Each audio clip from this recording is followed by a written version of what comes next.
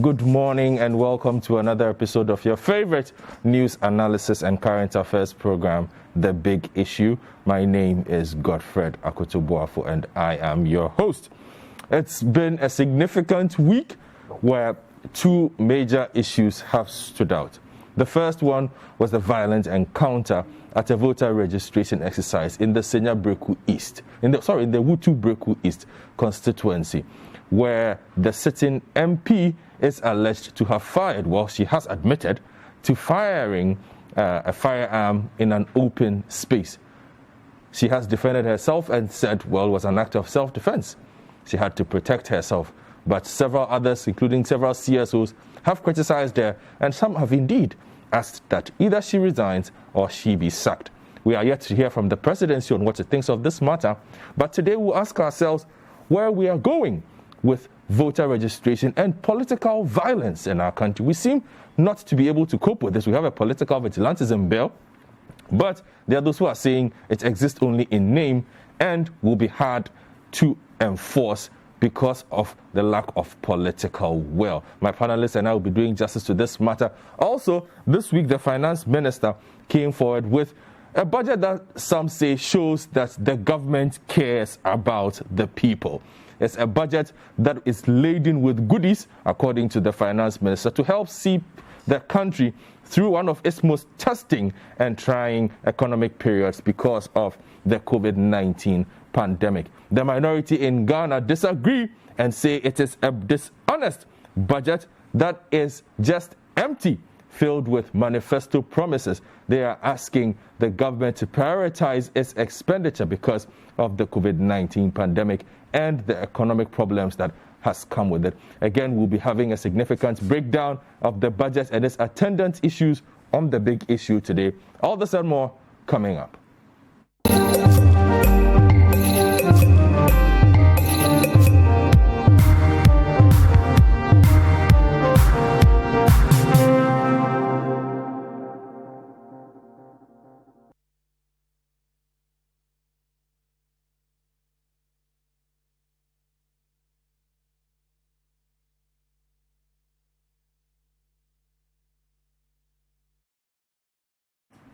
And you're welcome back to The Big Issue. And as always, it's an interactive program, so you can join us via WhatsApp, via Twitter, via Facebook. And for those of you who prefer WhatsApp, you can always join us via the line 0549-986-996. 0549-986-996. That is our WhatsApp line. For those of you who prefer to use Twitter, the hashtag is The Big Issue when you get on the station's official Twitter handle at Citi 973 at Citi 973. Use the hashtag The Big Issue. You can also reach me, Godfred Akoto Boafo, on at East Sportsman. Godfred Akoto Boafo on at East Sportsman. The same hashtag, The Big Issue.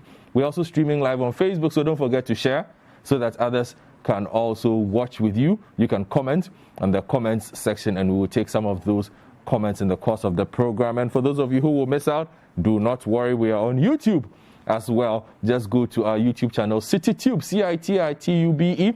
You can subscribe and you can like and you can catch clips of this program as well, so you do not miss anything. Let me just go over the WhatsApp line again, 0549-986-996. Okay, so I will introduce the conversation, and then after that, I will introduce my guest for you this morning. So the Minister of Finance has tabled a request from the government to Parliament for 11 billion Ghana cedis as supplementary estimates for the 2020 financial year. This request is to assist government implement various initiatives to strengthen sectors of the economy despite shortfalls in revenue due to the impact of the coronavirus pandemic. There is more in the following reports. Once we are done with that, I will come in studio and I will introduce my guest for the 3-hour conversation we will have. The 275-seat Chamber of Parliament on the occasion of the 2020 Media Budget Review Statement had 135 MPs seated for the most anticipated economic policy statement in the recent history of the country. The certain arrangement put in place clearly indicated how abnormal the times are due to COVID-19.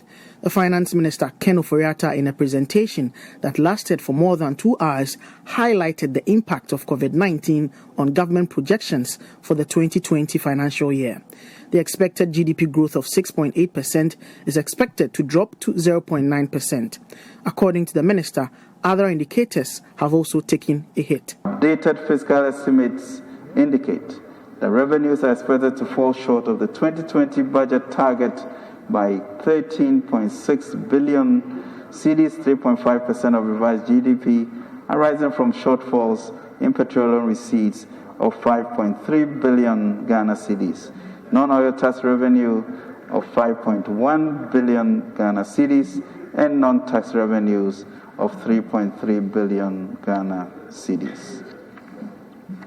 Mr. Speaker, expenditures, on the other hand, are expected to increase by 13.1 billion Ghana cedis, 3.4% of revised GDP, reflecting mainly expenditures on COVID-19 preparedness and response plan, provision of health infrastructure, coronavirus alleviation program, capitalization of National Development Bank, security, elections, and payment of outstanding claims. Ken Ofori-Atta outlined the measures government has taken so far to cushion Ghanaians and announced the 100 billion Ghana Cares program of the Akufo-Addo administration. I'm happy to announce that in the coming weeks, the President will launch 100 billion, Mr. Speaker, Ghana cedis development program, an ambitious and unprecedented 3.5-year program called Ghana Coronavirus Alleviation Revitalization of Enterprises Support Program. The Ghana Cares Program, Mr. Speaker, or Bantampa Program, which will anchor the comprehensive transformation of our society. The minister updated the House on the extent of resources committed towards cleaning up the financial sector. Timely intervention under this administration resulted in the saving of these locked-up funds in failed banks. This was a sovereign but necessary action that in total is costing the state, Mr. Speaker, in excess of 21 billion of taxpayers' money. These are funds that could have been otherwise deployed to support the development agenda of the government. Let it be said that a serious government as we are, desperate as we were to face a broken economy as it was, and fund our own programs as promised, and as patriotic as we are, had absolutely no thoughts, no time, no energy, or the luxury to conspire with the central bank to deliberately cause the downfall of Ghanaian banks that were already in zombie state. To fund the programs and projects in the COVID-19 era and beyond, Ken Ofori-Atta requested 11.8 billion Ghana cedis in supplementary estimates. We therefore request a supplementary budget of 11 billion 896 477 566 cedis to enable us continue this extraordinary task. He concluded the review statement with a summary of policies to revitalize the economy. For the next 6 months, reduce CST from 9% to 5%. B. Establish a 2 billion guarantee facility to support all sectors of business and job retention to get appropriate loans. C. Establish an unemployment insurance scheme. D. Create a 100 million cedi fund for labor and faith-based organizations for retraining and skills development. Increase the CAP bus program by 150 million cedis to, among others, facilitate credit of 50 million to support the creative arts, the media, and the Conference of Independent Universities. F. Retain provision of free water for the next 3 months. Retain free, and finally, Mr. Speaker, retain free electricity for all Lifeline customers for the rest of the year. The minority, at a press briefing in the hallways of the House, described the statement as one that is empty, shocking, and disappointing. we are hearing for the first time that government has spent or intend to spend 11.1 billion Ghana cedis on coronavirus expenditure alone. 11.1 billion cedis, without giving us breakdown of what the money has been used for. This is sad and it's not acceptable. We thought the minister would have used this golden opportunity to provide us some breakdown of what the 11.1 billion Ghana cedis has been used for. Unfortunately, it is all Bible quotation and nothing in the budget statement.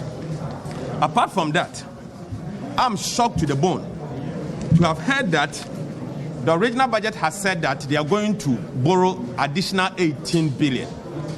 Only for us to be told today that the government is going to borrow about 44 billion Ghana cedis this year. 44 billion. This means that by the end of the year 2020, Ghana's public debt would be approximately 208.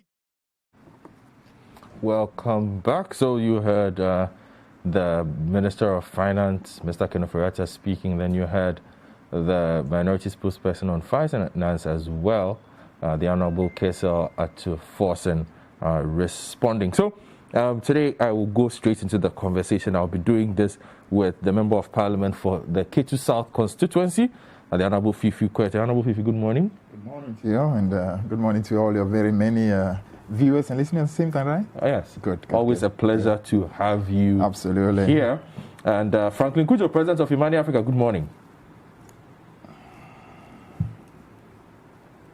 Okay, so we'll have Franklin join us. As we also have Dr. Lord Mensah, Senior Lecturer, University of Ghana Business School. Good morning, sir. Yeah, good morning.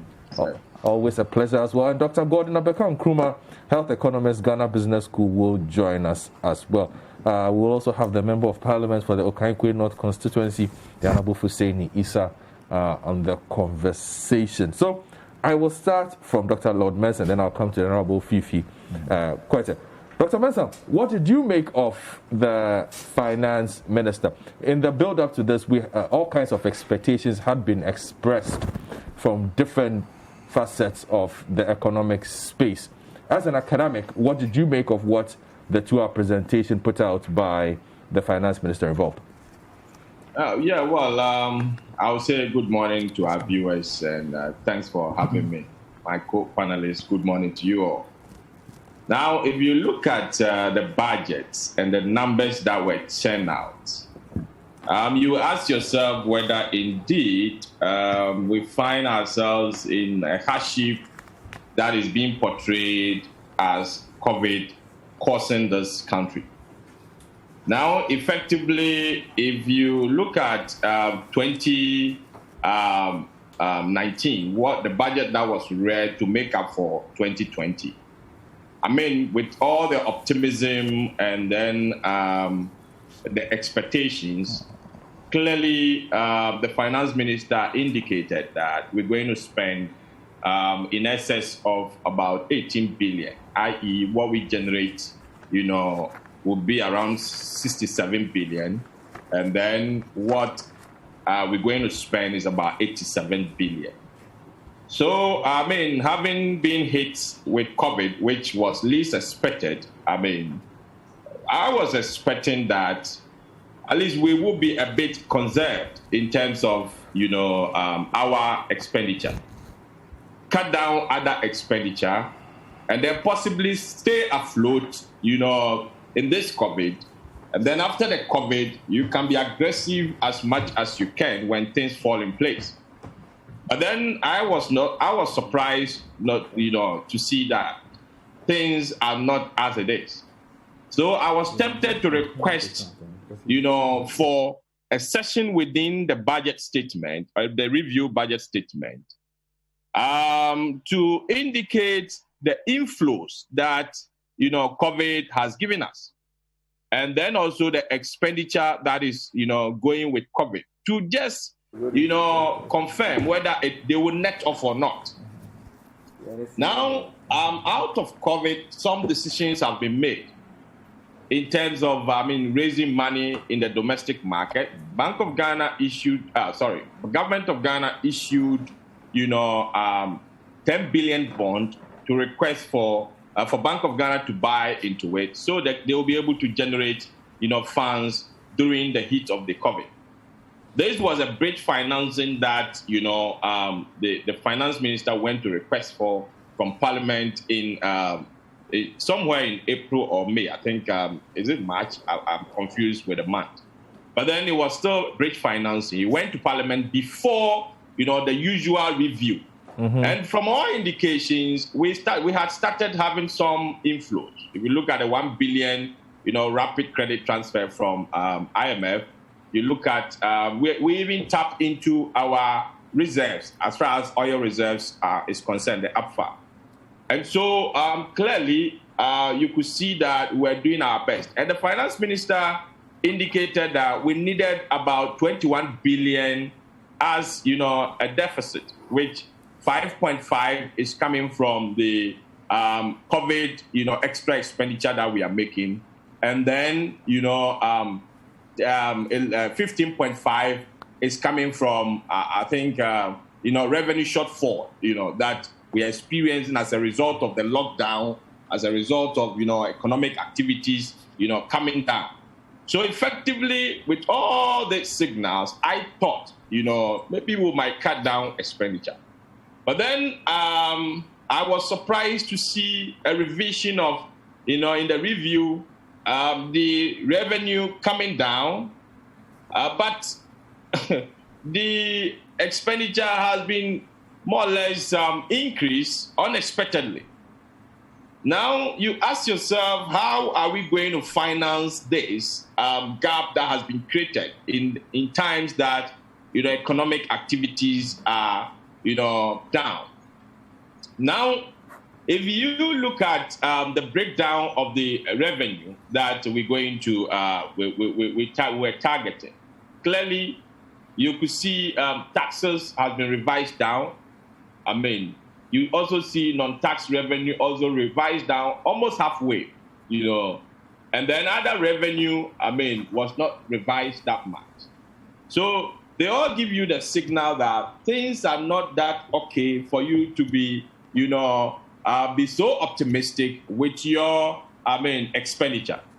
Now, I know very well that if you look at the expenditure breakdown, the one thing that I wasn't expecting them to touch on is the, the capital expenditure, because we are in election year. And obviously, you know very well that the politician understands, the pattern of vote in this country. It goes with, what the voter sees, what the voter, touches, and not what the voter feels. So if you look at the various investments this administration has been making over the past 3.5 years, clearly chunk of those investments are in kind of, let me put it, the soft, part of the economy. They are all infrastructure. But then it touches on the softer part of the economy. They're not hard. So, i.e., they're not roads. They are not hospitals for you to clearly see them.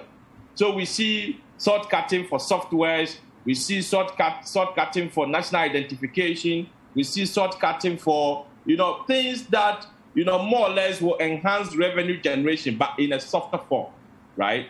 Mm. So the government also knows very well that going forward, Ghanaian illiterate might not necessarily look on those things to vote for them. So they are not prepared to cut down those that capital expenditure.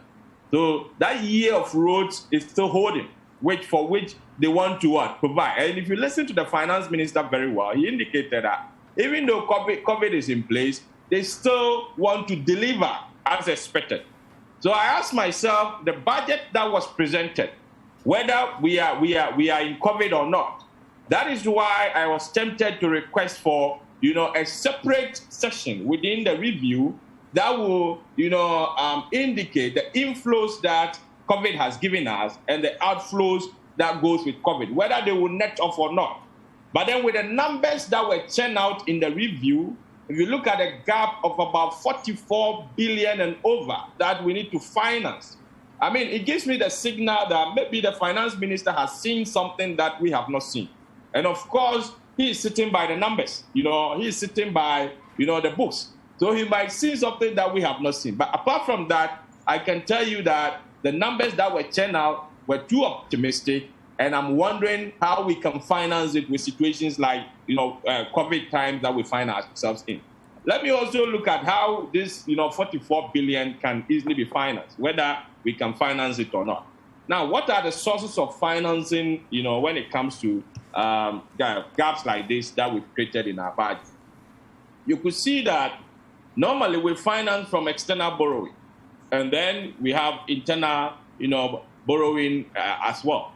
But as we speak now, I believe the concentration is going to be on the domestic market, because I believe that the finance minister understands the environment very well. He knows that, okay, fine, even though we are in COVID, treasury bill rate has come down, right?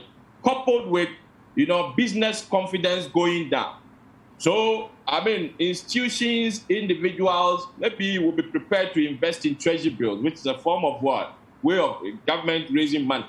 So, I would say that it is quite difficult to really understand whether, we are in COVID or not, as far as this review is concerned. All right, thank you very much for your initial comments, Dr. Lord Mensah. Let me talk now to Dr. Beckham Kumar. He's also an economist with the University of Ghana Business School. Dr. Beckham Kumar, good morning. Good morning. Thank you for joining us. And Franklin is on the line as well. Franklin, good morning.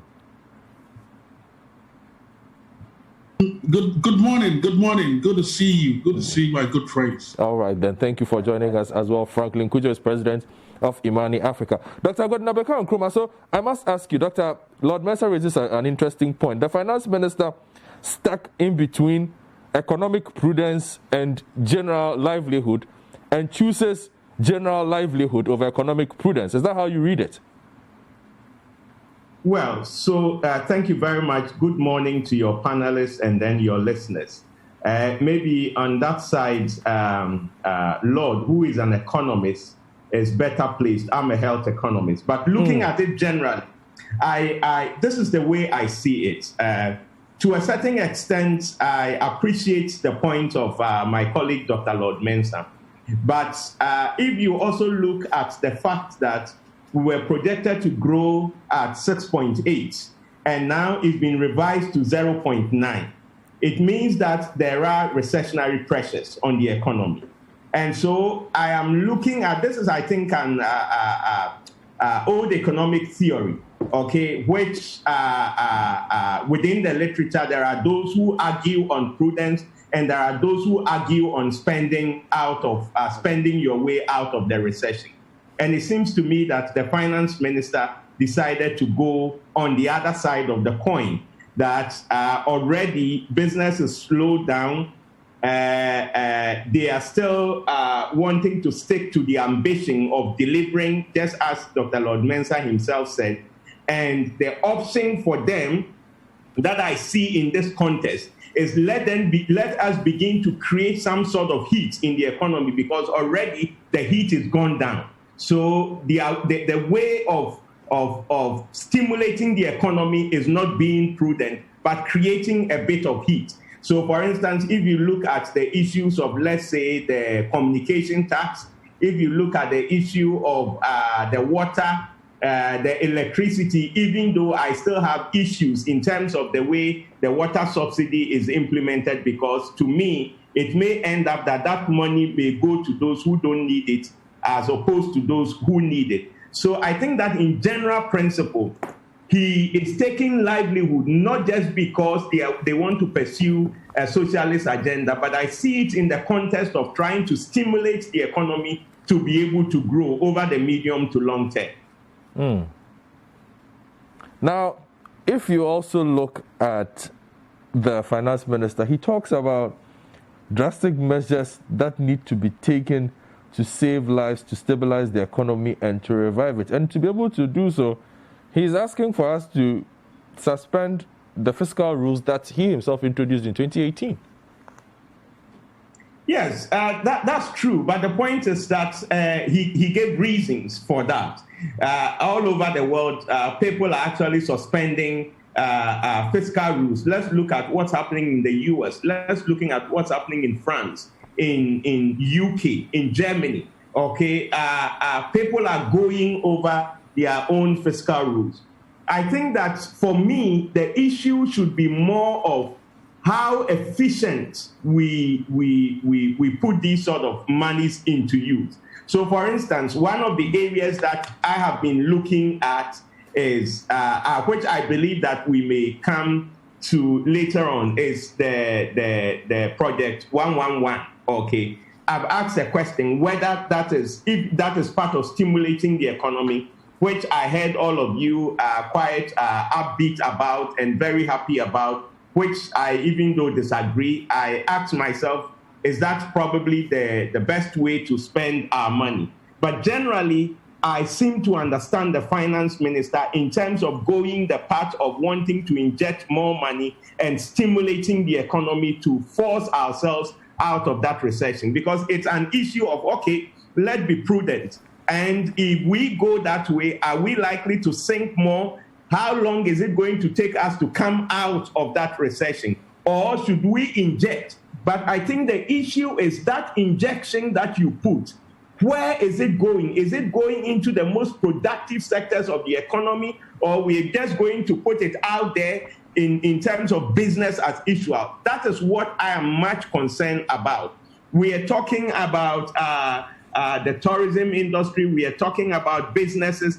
I want us to be able to begin to find out which business sectors are going to give us the next level of growth, and begin to invest those sort of monies in there to be able to generate the growth, generate the employment that we need, and be able to generate the returns to be able to pay back that money. For me, that is more important. But as to the issue of being prudent or not, that is a pure economic argument that there are different groups, okay? And I'm not sure we would be able to come to a conclusion in terms of that particular debate. Okay, thank you very much. Initial comments. Franklin. Yes, so good morning, everybody. I think these are wonderful comments. I made a post immediately after listening to the budget that I thought it was bold, craftily crafted in order to spend without necessarily showing us a path for some returns. But I thought it was also well written, by the way. It is one of the best presented budgets. Like we always do, we are very good at putting things on paper, by the way. I was looking, you remember, almost 24 hours before the budget was read, we issued a paper asking that the minister should also come clean on COVID savings. It sounded as silly because some people were saying, well, COVID is still upon us. It's not ended, by the way. But we took inspiration from the minister's own comment that his own ministry, because of COVID, had saved close to 190 million cedis, which meant that if his ministry, which obviously is not a big budgeted ministry, was going to save close to 190 million cedis, what it meant was that other ministry like the Ministry of Special Development Initiative, obviously must have made a lot of significant savings, standstill savings in terms of recreation, travel, conferencing, and what have you. But of course, the budget has also understand it's supposed to be executed within a year, and it's been upsetted by obviously the pandemic. And so people are scrambling all over, and I've heard my good friends Gordon and Lord obviously suggest that the world is not going to listen to fiscal prudence as we speak. In fact, yesterday I was listening to a conversation on the BBC where you could tell that from the tenor of the argument, the world was scrambling for resources, including conversations around tax havens and whether we should not shut tax havens, exploit the resources that are kept in tax havens in order to prosecute the pandemic relief agenda. So you can understand that clearly we are not in normal times. What must be pointed out quickly, though, is that in terms of our revenue projections, we're not going to meet them anyway, whether COVID was coming or not. It was just going to be difficult to meet them. And I thought that in the spirit of asking for some savings, it also meant that certain prudent behavior could have been occasioned in order to, as it were, appropriate resources. I'm talking about the EC, the Unipass thing, and of course, which has upsetted some of our revenue projects. Don't forget, these are all funded by the states, not donors. So I see that there's been a very interventionist approach to warfarize the economy as a result of COVID. And I can understand that the Keynesians have won on this particular matter. Not to say that it is wrong to do so. It seems to me, though, that the interventions appear as if we never had COVID. And I'm borrowing the words of Dr. Lord. That it appears as if we never had COVID. And which is a conversation we're having at Ibadi, saying that if we're now going to give a scorecard for the final output assessment of the NPP government, we were concerned that the marks we were going to award would have been impaired by COVID. But having seen what the intentions are for this resuscitation of the economy, we are not too sure. We probably want to leave things as they stand and hope that if 70% of the promises within this budget are executed, I'm sure the government would have been setting sail. Nothing can stop them. Only God, perhaps, can stop them. But I must say that I'm a little concerned about the rather bullish approach to the 3-year, if you like, the Corona Alleviation Program budget. The 100 billion figure is staggering. And if I understood clearly from the minister, about 70 billion of it will be privately funded and government funding 30 billion of it. Mm-hmm. Of course, the question everybody will ask is, where is the good money going to come from? Yeah, without necessarily impairing our fortunes in terms of our debt iceberg. So those are crucial questions to be asked. I think Dr. In fact, Gordon also asked about the not just the source, but whether whatever would be injected would be able to sufficiently jolt the economy into productivity. And I look at the figures properly. I've seen a 2 billion CD guarantee for companies or the private sector. It remains a guarantee. What it means is that, in terms of default, then the government will come to the aid of these companies who would have been able to access these monies, by the way. I'm only saying that there seems to be a disproportionate calculation when it comes to the expenditure that we all see in the budget. It's heavily weighted towards the side of consumption. And the pandemic or not, it is still business as usual. But look, we are grateful for small mercies. As I said, if the government is able to execute at least 70% of this budget before the elections, only God can stop them. Thank you very much, Franklin. So let me come in-house then to the Honorable Fuseni, a Member of Parliament for Kaikwe North constituency on the ticket of the MPP. I've not had the chance to congratulate you personally since you went through that trial by fire in your constituency. Congratulations. Thank you, Godfred. Yes, you have. Thank you, Godfred. You have an opportunity to chase four more to do more. Is that what you say? Okay. All right. It's 4 more to do more. And I will say a good morning to you and a good morning to my senior colleague here. Honorable Fifi Kwete, and good morning to they're still online, right? Yes, we are on. Beckham Kumar in particular, he was my mate, and we did first degree together in Lagos. Okay. Frankly, my good friend and Dr. Lloyd Mensah. I will also have to say a good morning to my constituents, of course. Oh, certainly. And also thank them for the opportunity to lead a constituency again. And I promise that I'm going to do my best for them. Okay, again. You have pressure to do your best. the outcome of that election was quite close. It was quite close. Let me ask you though. It's quite obvious what the finance minister has sought to do. Trying to jumpstart the engine that is the economy. But the question still remains, where is the money coming from? Where is the money coming from? That's an interesting question to ask. But we all admit that we are not in normal times. I mean, even the setup in the studio indicates that the times are very different. And what we seem to be doing now is to be able to cope with the situation and prepare for life after COVID.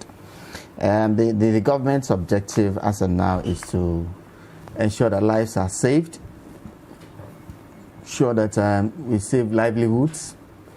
We are trying to also save businesses as much as possible. And it was interesting that one of your contributors also mentioned an industry like the hospitality sector, which is on its knees. It's not just that, but we are experiencing around us, all businesses, I mean, running schedules and all of that, so revenues have cut in.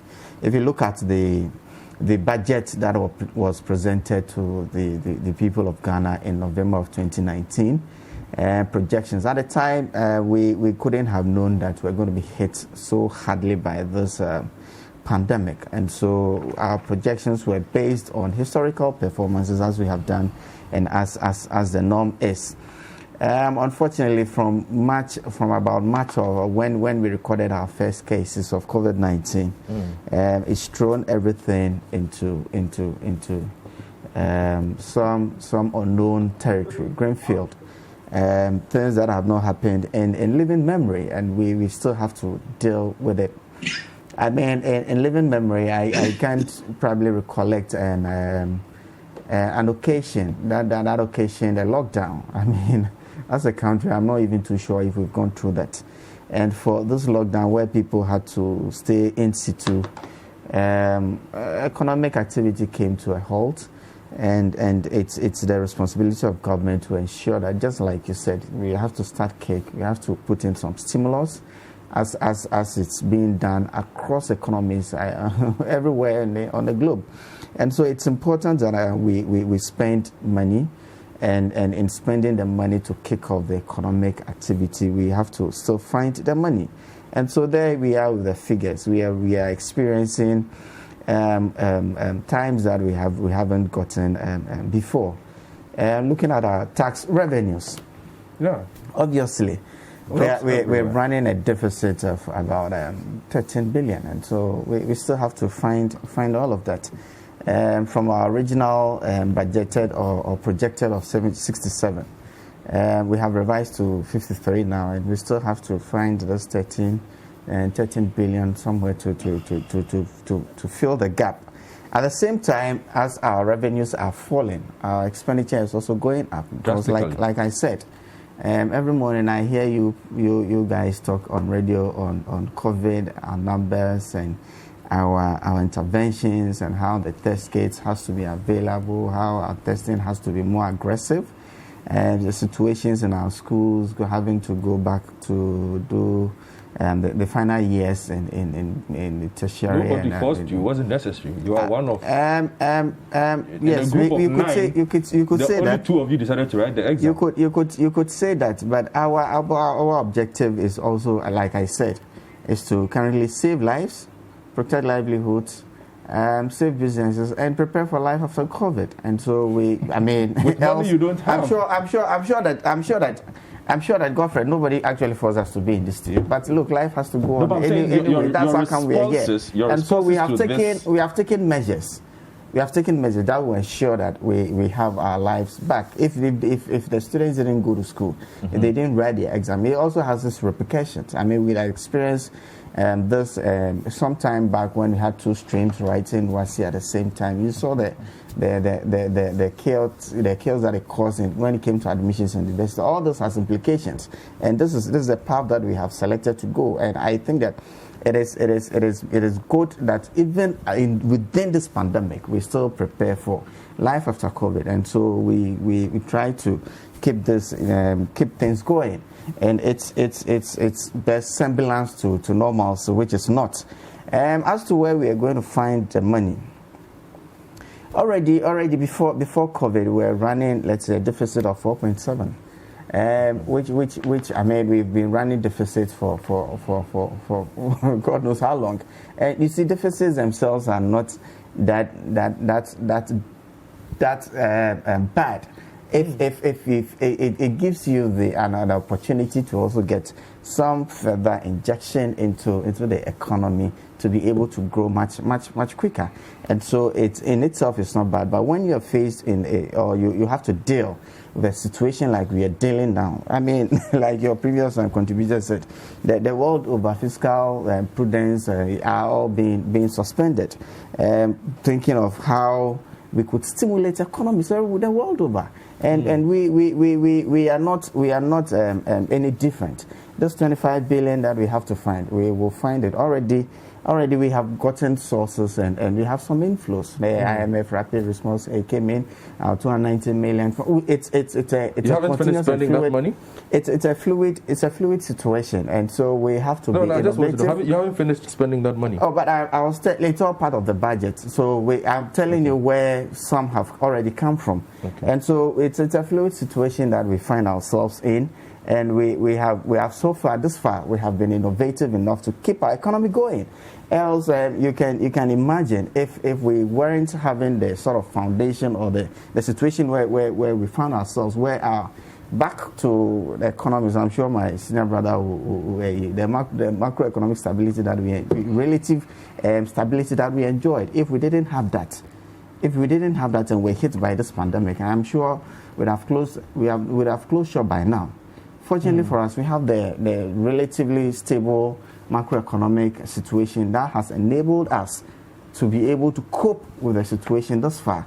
And we'll continue to do that. So far, if you look at what we got from BOG, the Bank of Ghana, if you look at what we got from the IMF, if you look at what we did with our oil savings and all of that, we are still putting this through. And I believe that as a government, we'll find the money to fund all these activities. But you see, as we go on, I heard Dr. I think Lord Mensah mention the fact that he had expected that we cut back on capital expenditure.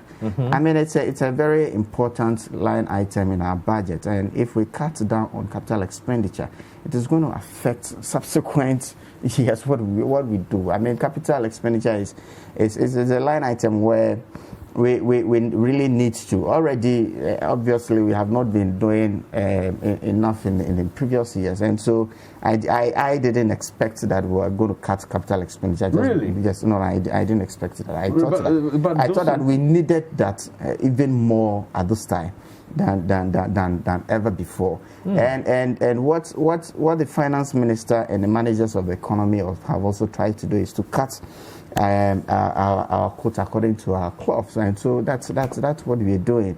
It's a difficult situation though, but thus far, I think that the objective of saving lives, the objective of saving livelihoods, the objective of saving businesses, we have plans for that, and that's what we're going to roll out in the coming months. Thank you very much for the initial comments. The Honorable Hussein is, and now becomes the Honorable Fifi Kwete for his opening thoughts. Your party immediately gathered and said this was empty, it was dishonest.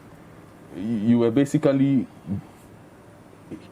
spoon-fed manifesto promises. But there is some juice in what the finance minister said, isn't there? And there is indeed, you must admit, the need to jumpstart this economy one way or the other. Thank you very much, and good morning once again to all your many viewers and listeners. Morning to the wonderful people of Ketu South who I represent, and my brother Fuseni, and our three other colleagues who are joining us by Zoom or on the phone. Beckham, Kumar, Franklin Kwijo, and then Lloyd. Dr. Mensah. Dr. Mensah Lloyd, yeah. Thank you so much. It's unfortunate that our friends are hiding under the guise of COVID to show amazing levels of recklessness and also engaging in plain deception of the people. And to make it worse, they are obviously refusing to even make a proper account of monies that have been given to them by the people of Ghana.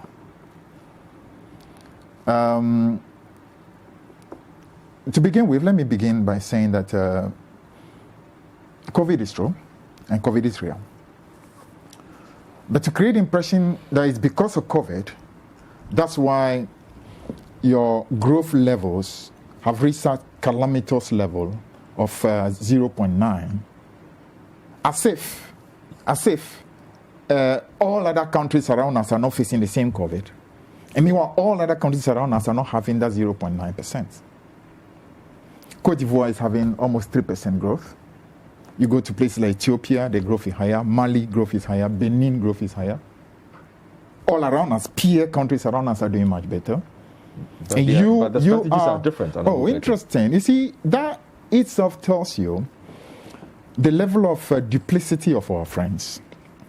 In 2016, when this country faced double difficulty, one, what I call an emergency that hit our oil production in terms of what you call the tariff bearing of our FPSO, that determines the amount of crude oil you can produce, which was something you can do nothing about. So it is itself a massive emergency. So you can't simply produce the quantities you are producing. At the same time, crude oil prices had also shot down same. So it's like double at the same time. And as a result of that, the GDP growth was 3.4. We have not had peace in this country. No statement is made by our friends without making reference to 3.4% GDP. The lowest. Hello? 0.9% GDP. Now they will say external causes. That was external cause as well. In fact, if you check the numbers, the effect on oil revenue was more massive in 2016 than it is now. The appendices will show to you that what had happened to oil drop in terms of revenue projection is far more significant in 2016 than it is in 2020. We had 3.4, you're having 0.9. And you will say it is external. Didn't you know that there was a external situation in 2016? And you spent all these many years castigating the previous government that you guys brought the economy down to 3.4. Now, the chicken have come home to roost. The chicken have come home to roost. You have not come to confront the truth that there are external difficulties that can affect your growth. Now you want the world to understand you, and you are saying that it's because of COVID. Others have faced the same COVID, but they are doing better than you. The same way others face COVID, they did not rush to IMF to go and get financing. You have boasted about how very resilient the economy is, how you have actually lifted this economy back from coma into making an economy that is strong. Less than 3 weeks of lockdown, you have to simply call it off because you simply couldn't sustain it. Rise to the IMF. Others have not had to do so. Now, so this is simply to establish that all the so-called claims of economic superiority, better management of the economy, you heard the minister again, we know how to manage the economy better than the NDC. The numbers are showing that you actually don't know how to manage the economy as you claim. Now let's go a little more into a few of the issues. I said earlier that they are taking advantage of COVID to simply engage in recklessness. Now, how do you tell this country that because of COVID, you now have COVID-related expenditure of 11.1 billion cedis? Now, Godfred, let me give you just a little analogy. Listen, the total debt stock of Ghana at the beginning of 2009, when Prof. Mills became president, was in the region of about, let's say, maximum 10 billion. That's the total debt of Ghana. Now, what it simply means is this COVID-related expenditure that we're talking about here is more than the total debt of Ghana as at the close of 2008. COVID-related expenditure, more than the total debt of Ghana, meaning from Kwame Nkrumah all the way to 2008, the total debt of Ghana, this COVID-related expenditure is more than it. This COVID expenditure accounts for exactly 10% 10% of the total debts that we accrued as a country in the period of 8 years, 2009 to 2016. Now that's debt stock, meaning domestic and external, put them together, which was about 110 billion. This COVID expenditure of 11.1 billion is 10% of that, meaning that's 10% of the total money we have used to construct UGMC Hospital, Ridge Hospital, to be able to do Terminal 3, to be able to do, all the project that we've done, Etuabo Gas, every single project that has been done in this country. 10%. And you claim that it's what? COVID-related expenditure? Expenditure that you cannot even account for? They ask you to give breakdown of what it is you are using. You are skirting left, right, and center, claiming that you cannot give breakdown now. You came for money under certificate of agency. And we check the performance. You see that, for example, the 600 million that you're supposed to be using for businesses. You check through the numbers. They've not even dispensed even what you call up to 80 million as yet. Meanwhile, you came for it under certificate of agency, meaning there was such an emergency, you needed it rapidly in order to be able to intervene. The money was granted to you. We even asked for a schedule of implementation. You say, no, you are not able to do so because it was an emergency. Up to today, nothing. You've not been able to properly expend it. You cannot account for it. Food, 54 million cities. Yeah, 54 million cities. We'll get to that matter. Yeah, so it's to let you understand that they are simply taking advantage of COVID to simply engage in things that are not just reckless, but also basically not accounting for the people of Ghana. Now let me go a little more into a few of the issues. Just take one. We will take a break first, so just take one and then we'll come back. All right. So what I then will do is that talking about, for example, the debt stock. Let me connect it briefly to what you call the debt to GDP ratio. Debt to GDP ratio, as we speak at the moment, has actually almost hit 70%. You met it about 56.7. Within a space of 3.5 years, you are taking it almost 70%. The projection is that we are going to cross into the 70% before the close of the year. Now, this is the group that's supposed to be competent, the same group that complain about debt. In the midst of all these, you wonder, what exactly is it that all this plenty money that we made available to you, you even are using it for? You can't show any significant thing that you don't want to see, or they can't show. Let them. By the time this year, that's the first 4 years, by the time we were in office, you can point, for example, Takwa Hospital had been completed. You can point to what you call many schools that have been done under trees. You can point to road gang of seats that have been completed. You can point to genuine projects that have not just in process but completed. Ask them to show us one major thing that they have done, apart from things that they inherited. Free senior high school doesn't work. That's taking a significant What's free senior high school? Well, you have education stopped in this country at any point? Education has always been. The budget for education has always been there. So there's nothing. I'm talking about a project that you have started that you can point to as having been completed. But that is a project. No, I'm saying that's normal expenditure. And after all, out of over 300 billion cedi that have been made available to them over the last 3.5 years, free senior secondary school does not take even up to 6 billion. That's just what you call a drop in an ocean. 300 billion resource envelope made available to you. And the only thing you can talk about is that you have done free education that costs about maybe 5.2 maximum. That's nothing to write home about. All right, Honorable Fifi, thank you very much. We'll return from, we just had the first round of thoughts on this. When we return from our break, we will go around the table again, do a round two, and then the conversation will move on. It's the big issue with Franklin Kujo, Fifi Kwete, Member of Parliament for Ketu South Constituency, Dr. Lord Mensah, lecturer at the University of Ghana Business School, Dr. Godfred Akoto and Kumar, also a lecturer at the University of Ghana Business School, and the Honorable Fussein Issa, Member of Parliament for Okaikwe North Constituency. We'll be right back.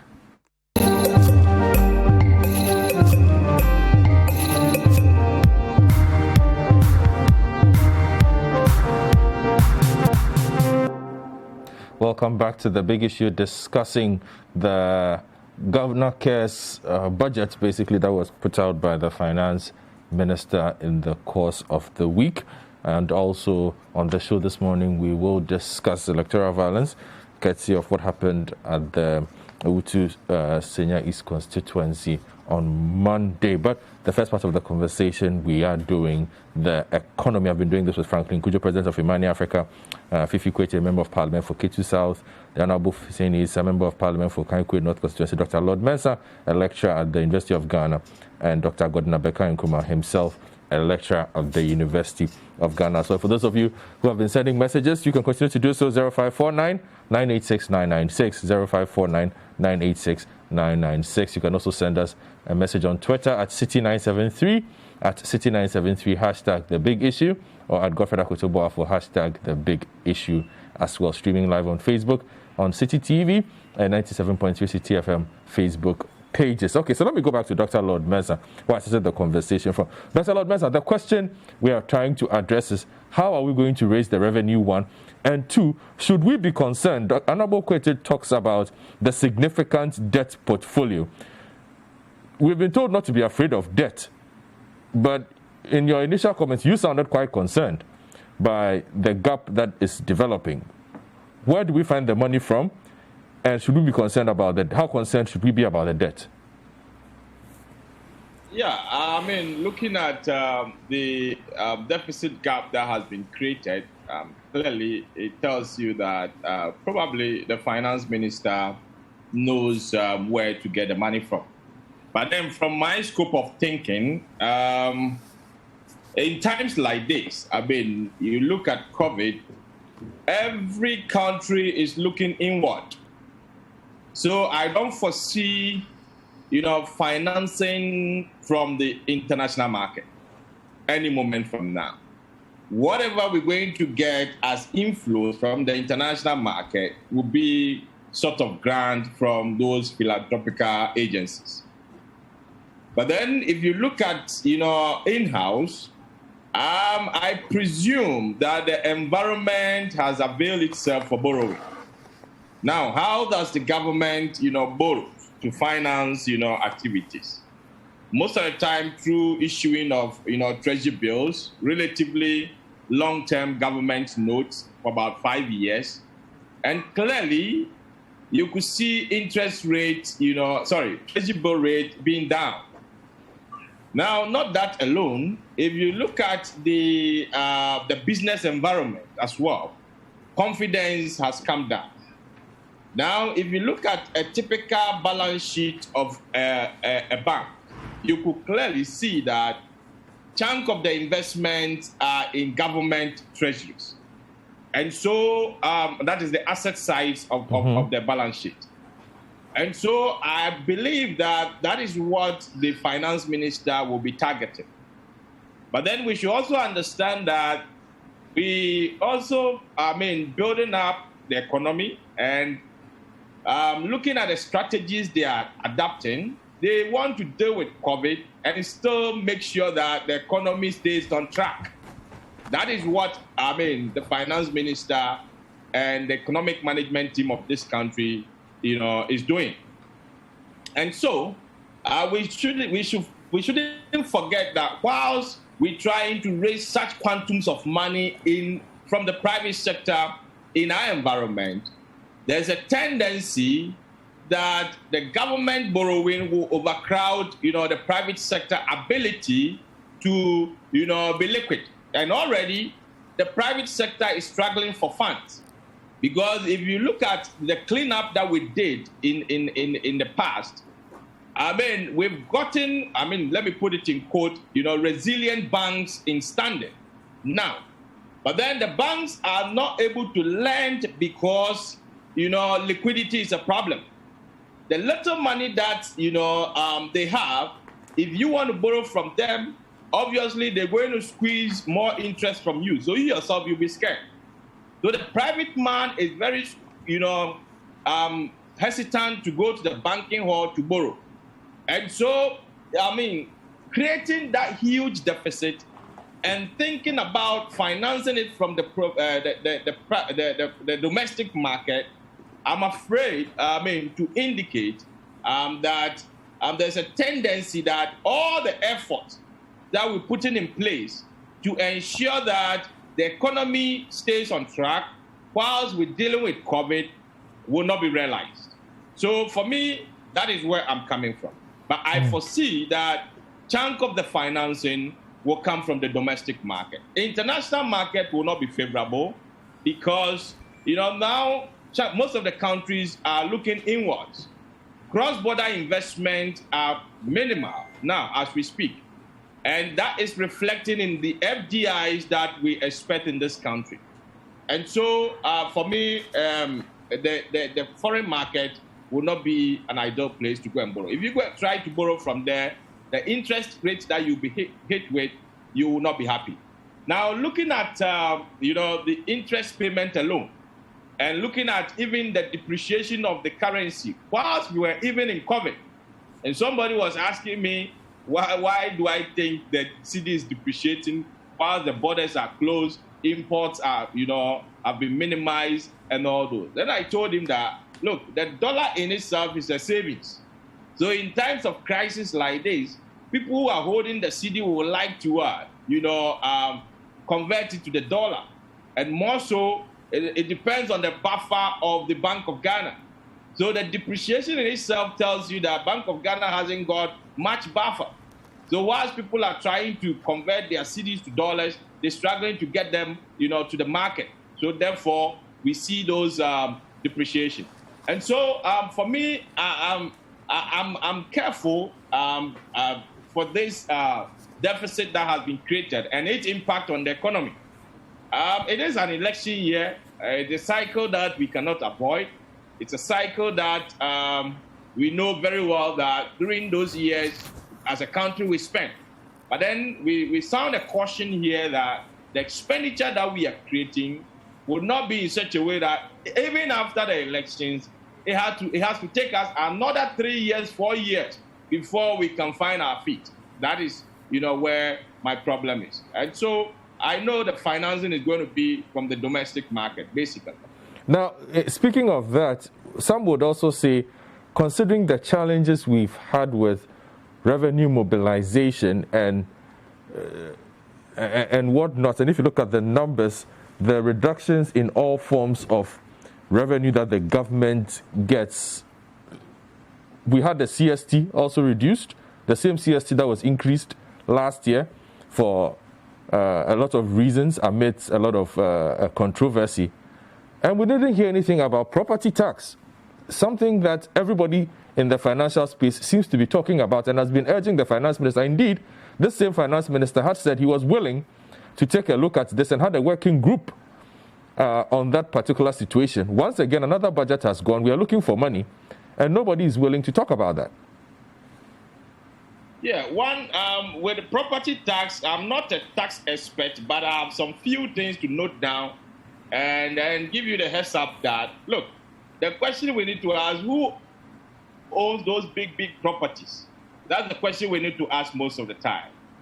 And so there's that kind of hold up when it comes to, introducing property tax. Now, if you look at the investment we've been making in the past, you realize that this administration has done well trying to put up revenue-enhanced, investment. And that is what we've been doing in the past. If you take the national identification card that we're doing now, if you take, the digital address system that we spent on, if you take paperless port project that was introduced, these are all expenditure that we incurring now to ensure that we enhance revenue collection. But the question is, how is this expenditure impacting our revenue? We've been having shortfalls. I was surprised to see even the revision that the finance minister did for the budget review. If you look at the 53 billion that he's proposing, it's clearly the realized revenue for last year. And that should tell you that the COVID, I don't know whether it will have impact on our economy or not. So this expenditure that we've done on, revenue enhanced project, I'm yet to see their impact. So for me, I think it's about time we consolidate all these investments to look at the impact it is making, whether it is enhancing revenue or not.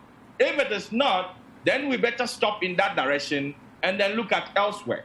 So for me, we've been doing well. The property tax, there are things that, of course, if we identify the properties with the investment that we've done as far as identification is concerned, we should be able to locate these properties. And the most important thing is who owns the most valuable, properties that we're talking about here on the high street, that, we can get, taxes from it to help this country. Who owns them? It's the same politician who owns them. So effectively, I don't think, you can easily introduce taxes to come and bite you yourself when, you know that it's detriment to your investment or something, your business. So those are the things I would say about the property tax and the reason why it has delayed in coming to place. What kind of talk is that? Now, you didn't address the debt situation. Is there a concern? Yes, for me, with the debt, it is a concern because we try to build up our debt, but then in the end, you look at the infrastructure development that are supposed to pay for this debt, it's a cause to worry.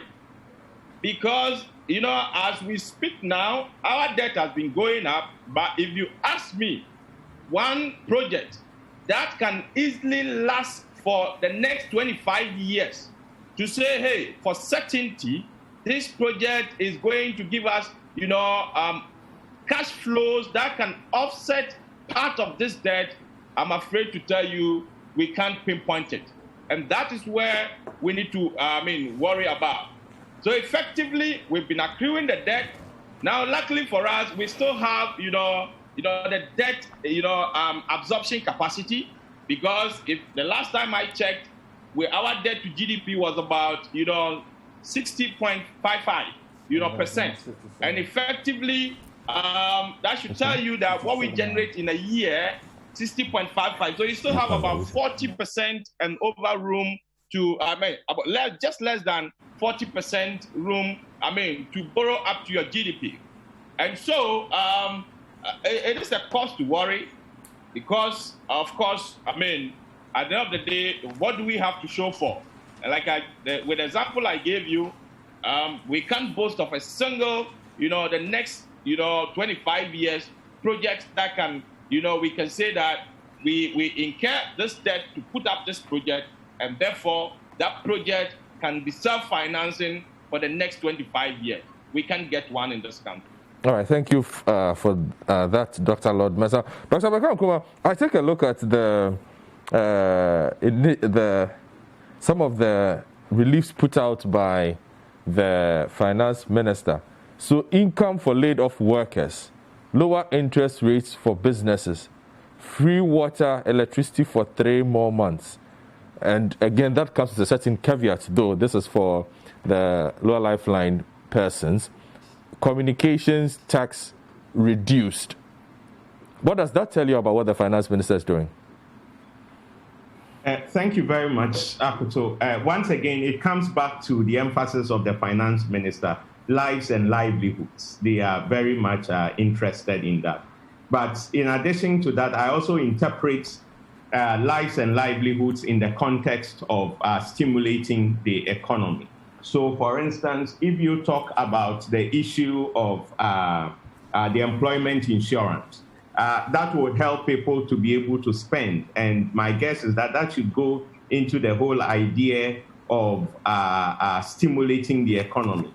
Now, if you talk about, let's say, water bills, if people would have to spend on water bill and for some time they don't have to pay, that is extra money that can go to stimulate demand. So in that sense, that is fine. But I think that once again, the question that I told you initially that I'm very much interested in when I listen to the budget, in addition to reading it, is not more about the issue of those investments that are being planned in terms of the sheer scale, but as to the productivity of those investments. And I'm quite worried with some of them. So first of all, let's talk about the issue of the water. Now, when we had the three weeks lockdown and the president gave the water subsidy. And the whole idea was that even for those who don't have pipes in their homes, we're going to have constant supply of water to those people. But it didn't look like, based on the evidence, that it materialized, because those who didn't have water in their homes, who had to resort to all these water tankers, they had to pay for that. So I am wondering whether at the end of the day, this water subsidy will not be enjoyed by Franklin, who has access to pipe in his house. I don't have tap water. I've never had tap water. So I don't know whether that will not be enjoyed mainly by Franklin and people like the Honorable Fifi Kwete and Issa, who have water in their house. And my uncle, who doesn't have water, probably will end up not having that. Again, the electricity, the good thing is that it's going to those with lifeline. But I have an issue with that, because you see, if you look at those who live in compound houses, you're going to have a single meter in that house. The consumption is actually going to go beyond lifeline. But you probably will have Lord Mensah, who is in his own house and will be able to manage and control the consumption, and invariably may become a lifeline consumer and then enjoy that lifeline subsidy. So I'm a bit worried about how these things have been done, and as to whether at the end of the day the intended purpose will be achieved. Then again, I come to the issue that I'm very much interested in. When I listened to the budget, I think that the budget reading, I got the sense that the Project 111 was deferred to be part of the agenda 100 billion. But this morning, I read the budget again, and somewhere it seems to me that that's not the case, because it was stated in the budget that initial designs and site plans have already been released, and by July, contract will be awarded, and we're looking at between 12 months having these projects completed. And I'm asking myself, do we really need these hospitals? The other time I listened to you guys, you talked about the fact that that's a good thing. And to be honest, it is good, the fact that the president is thinking about making those investments in the health sector. I congratulate him about that. It's a good thing. But my challenge is whether the investment must go into that sort of infrastructure. So for you, So for you, it's a matter of the prioritization, which is something we've heard from Honorable Fifi Kwete and his side, that perhaps this would have been the time to, and Honorable Fifi, feel free to, if I'm not paraphrasing your side correctly, that now would have been the time for the government to say, let's focus on A, let's focus on B, instead of doing the broad-based kind of interventions it is doing, to be perhaps a bit more selective in what it was doing. I hope it's a fair point, yeah. Can I continue? Yes, please, you can. Yeah, so one of the, I asked myself, so you put up, let's say, I think we're talking about 80-something district hospitals. Yes. And we said that we're doing so because of COVID, because COVID has taught us that we have underinvested in the health sector. Mm-hmm. So I asked myself, if you put up this hospital and let's say there is another pandemic, what would be the use of that hospital? Because these hospitals may not have isolation units anyway. And even if they did have, when issues ought to go to hospital, they need to go to hospitals that have capacity for dealing with intensive care. Would these district hospitals have intensive care capabilities? No. Who will be manning these hospitals in terms of doctors and nurses? And even if we have them, do we have enough intensive care capability for them to man this? The answer is no. Why won't we focus on, because already in the last couple of years, we've made a lot of infrastructure investment in the health sector that we've not consolidated. Go to Kumasi and you have that military hospital, okay, we've not completed. If you take UGMC, until we had COVID, we kind of, if you like, didn't know what we were going to do with it. You have the police hospital that is under construction. You have a Bank of Ghana. We are talking of doing another one in Tema. We have a couple of facilities scattered around the place that we've actually not been able to consolidate and really have use for them. My guess is that we need to look at these facilities, begin to know what we can do with those facilities, and then look at existing facilities that are not well equipped, equip them very well for them to be able to provide service. I'll give you a simple example. The city of Manchester has about a population of 2.7 million. Accra has a population of 2.5 million.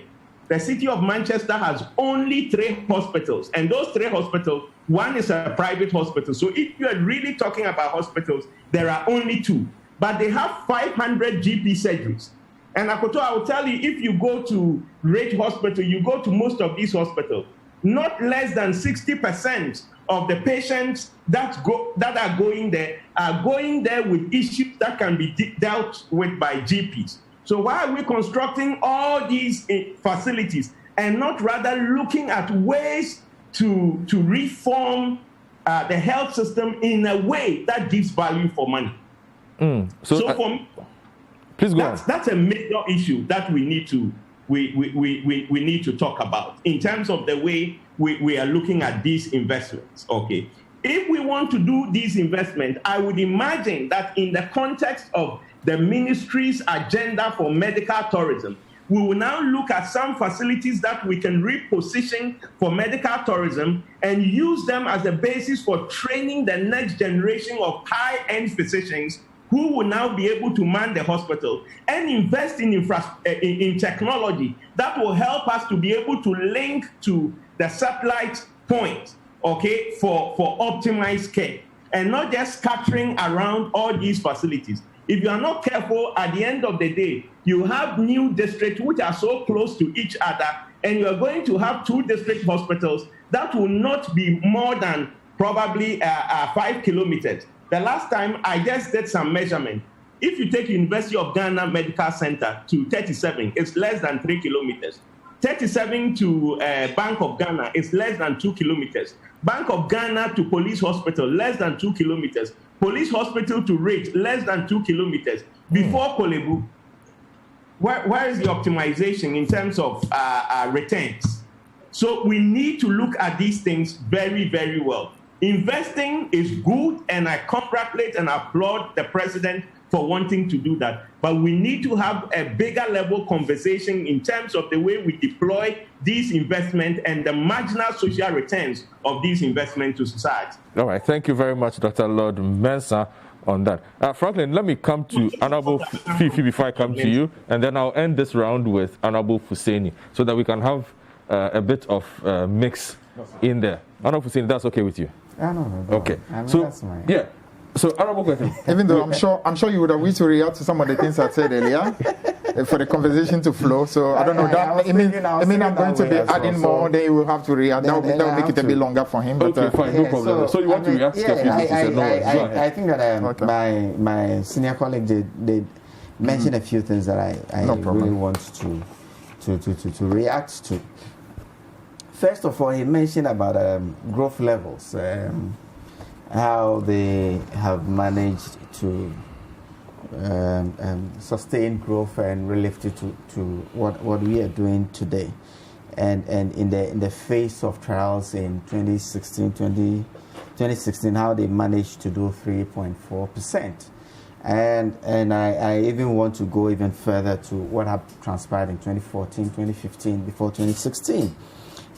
We all knew what situation we were in as a country within this years, 2014, 2015, 2016. And in 2014, the growth rate was 2.9%. And 2015 was 2.2%. And 2016 was 3.4%. Which document are you referring to? Which growth rate are you talking about? GDP growth rate. What's what? Yeah, 2.2 in 2015. And then they did 3.4 in 2016. Only for us within 12 months to do 8.1. And you see some of those macro indicators, yes, they are marvelous. They are good. The economic stability that we promised the people of Ghana in 2016 is what we are gearing towards. Obviously, when you look at the state of stability we have at the macro level, if we didn't have that, and if we were contending with what we had at the time, we had to run to the IMF and were hit by the pandemic, I'm sure we would have closed shop by now. But in the midst of the pandemic, where nations, every nation is contending with this, and you still want to narrow into macroeconomic indicators, the president has stated, and it's been quoted copiously across the globe, that what we know to do, I'm paraphrasing, what we know to do is to bring the economy back. But what we don't know how to do is to bring lives back. So the finance minister now says he knows how to bring the economy back nicely. So. Oh, of course. That's, I mean, it's not different from what we are saying is that we can always bring the economy back. We can always bring the economy back. When the world faced pandemics, the Spanish flu and all of that, we saw GDP growth rates almost come to negative. We saw economies contracting. We saw deficits spiraling way beyond levels that were imaginable. But we had opportunity to rebuild the economies. And what we can't do is the 140 or so thousand citizens in the U.S. who are dead, or 150 of our citizens today who unfortunately have lost their lives. Every single life is so important. So the priority will remain, and what we will do and continue to do at this point and going into this pandemic is to prioritize saving lives, saving livelihoods, and saving businesses. And that one, we will not take our eye off that ball, and so we'll continue to do that. Let me make this point again. If this pandemic had hit us in a situation where we had to run to the IMF for what do they call policy credibility, how would we have managed those? If this pandemic has hit us as a country where we couldn't manage our energy situation, and for years we had to be in doom, so how are we going to manage it? How are we going to manage that situation? Can you just imagine the two pandemic hitting us within Doomso, or in a period where we had to run to the IMF for economic credibility? Please, I think the managers of the economy have brought the economy this far.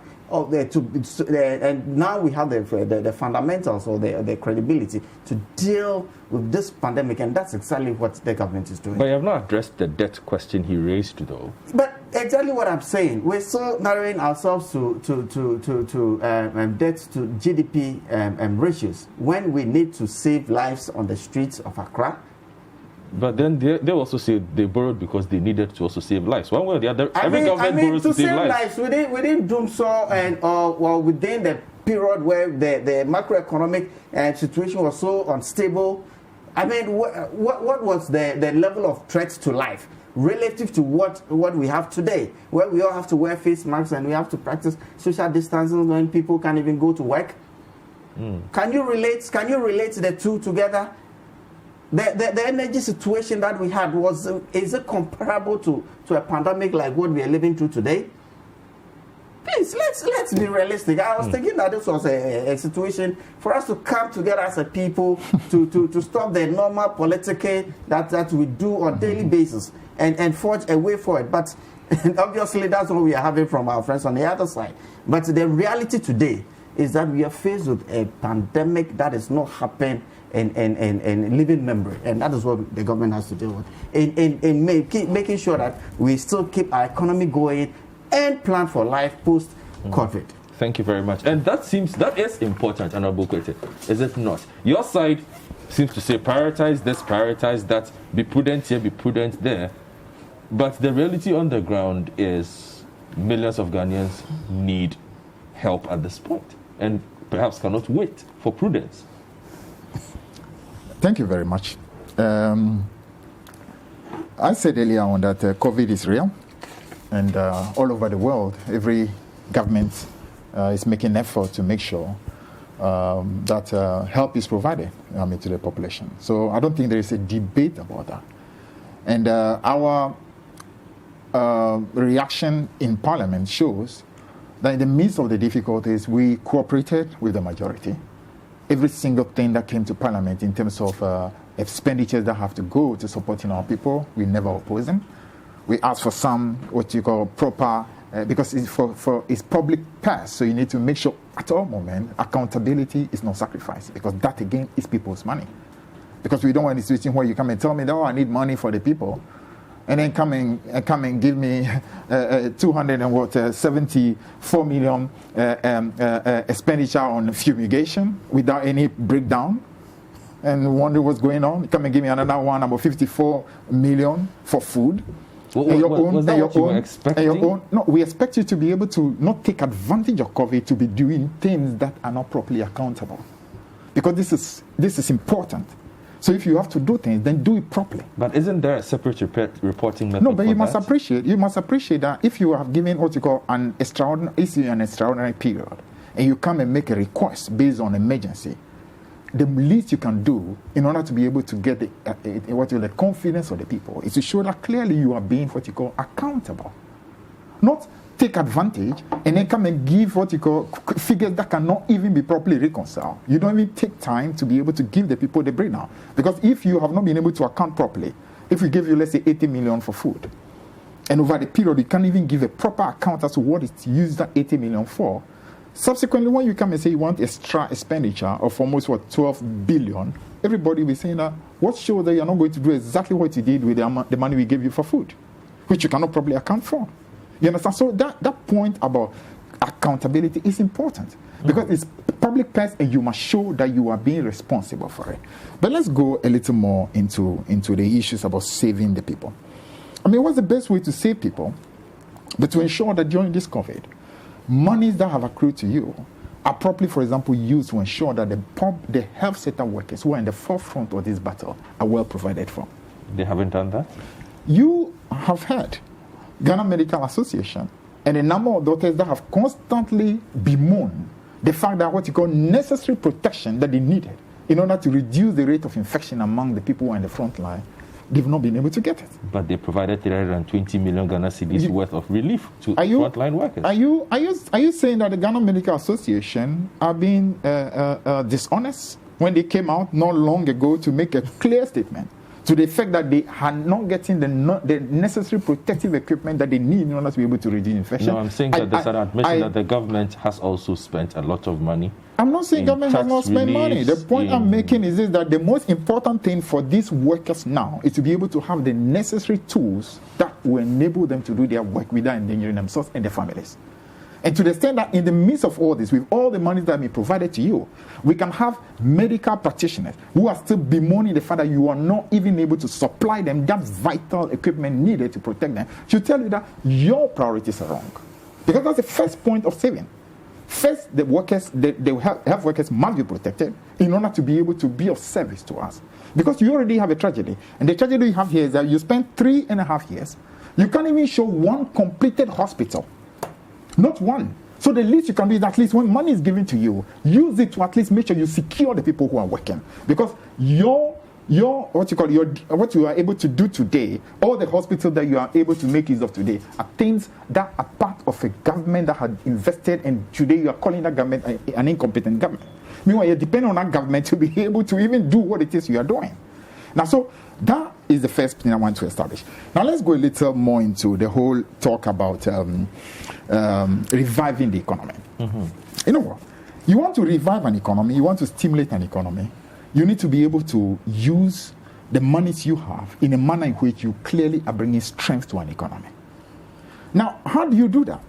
You do that, for example, by making sure that your monies are as much as possible directed to things that will bring about strengthening of your economy.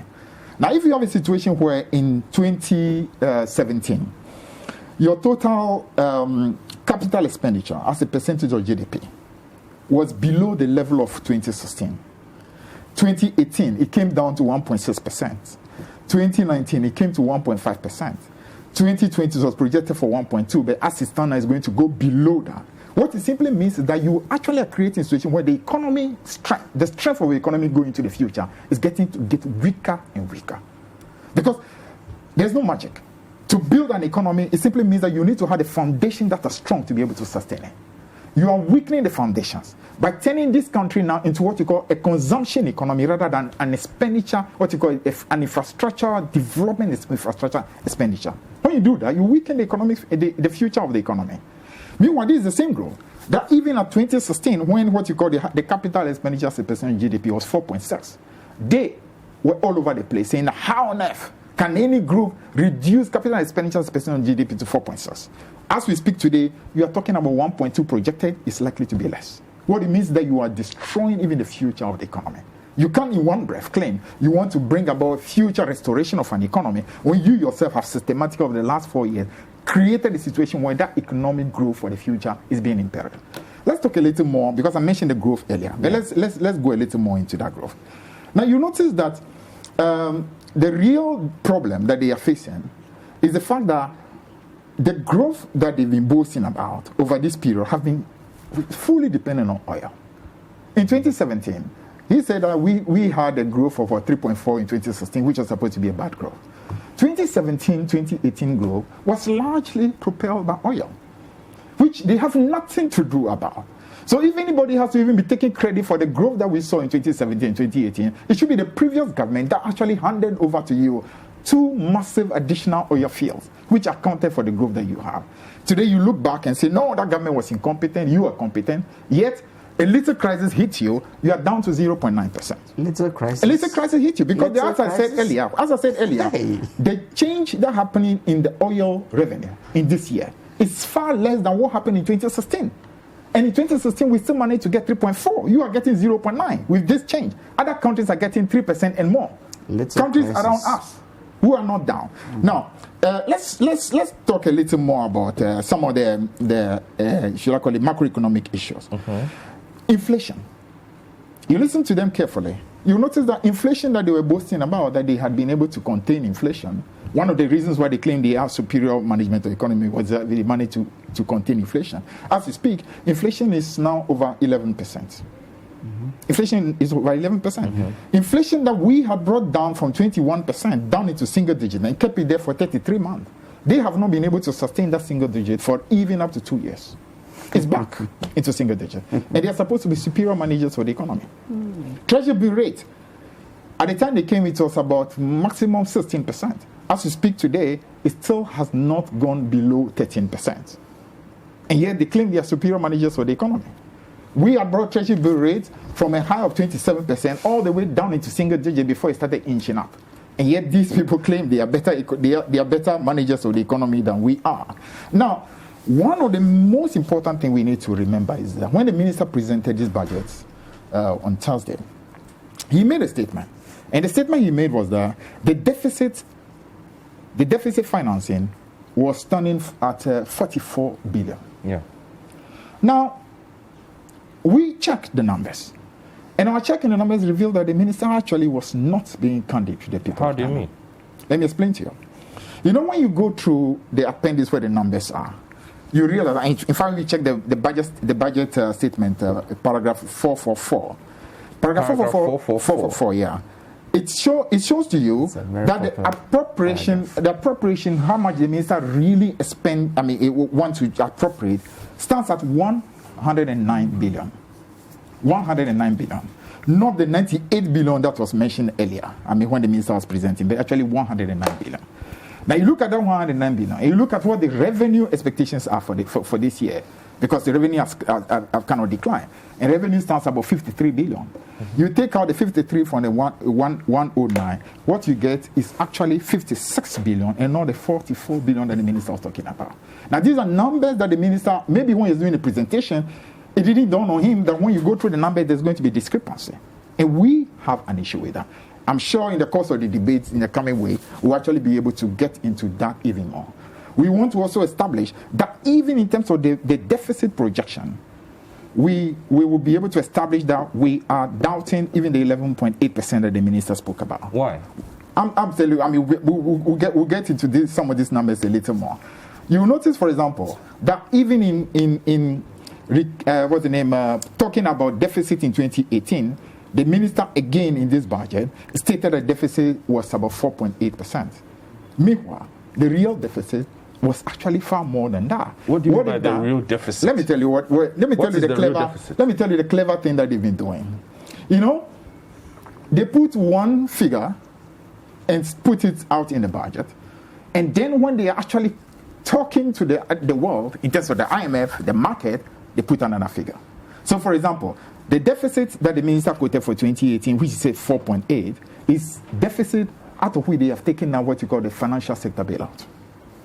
When they are speaking to the world, they put the correct deficit, which actually is not 4.8, they're actually 7.1 for 2018.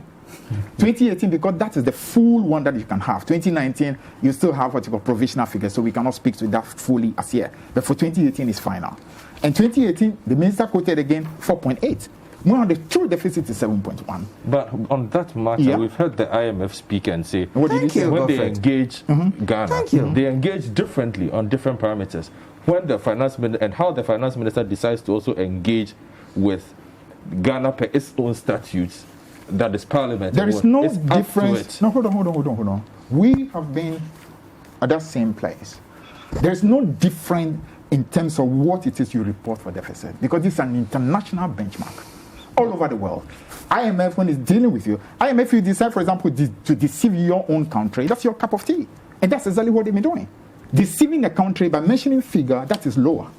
But they know that they cannot do that deception when they go international, because international there's a benchmark. And but that those benchmark, documents are public figures. Those documents are never hidden anywhere. But the point I'm telling you is that the real deficit is what it is you publish to the world. Because the world, you cannot deceive the world. When you say that, as a result of financial sector bailout, you don't want to you want to put it below the line. But when you have to report to the IMF to bring it above the line, because you know IMF will not permit it, you are simply deceiving yourself and deceiving the people of Ghana. But the reality is the full deficit was 7.1% at the end of 2018 and not 4.8.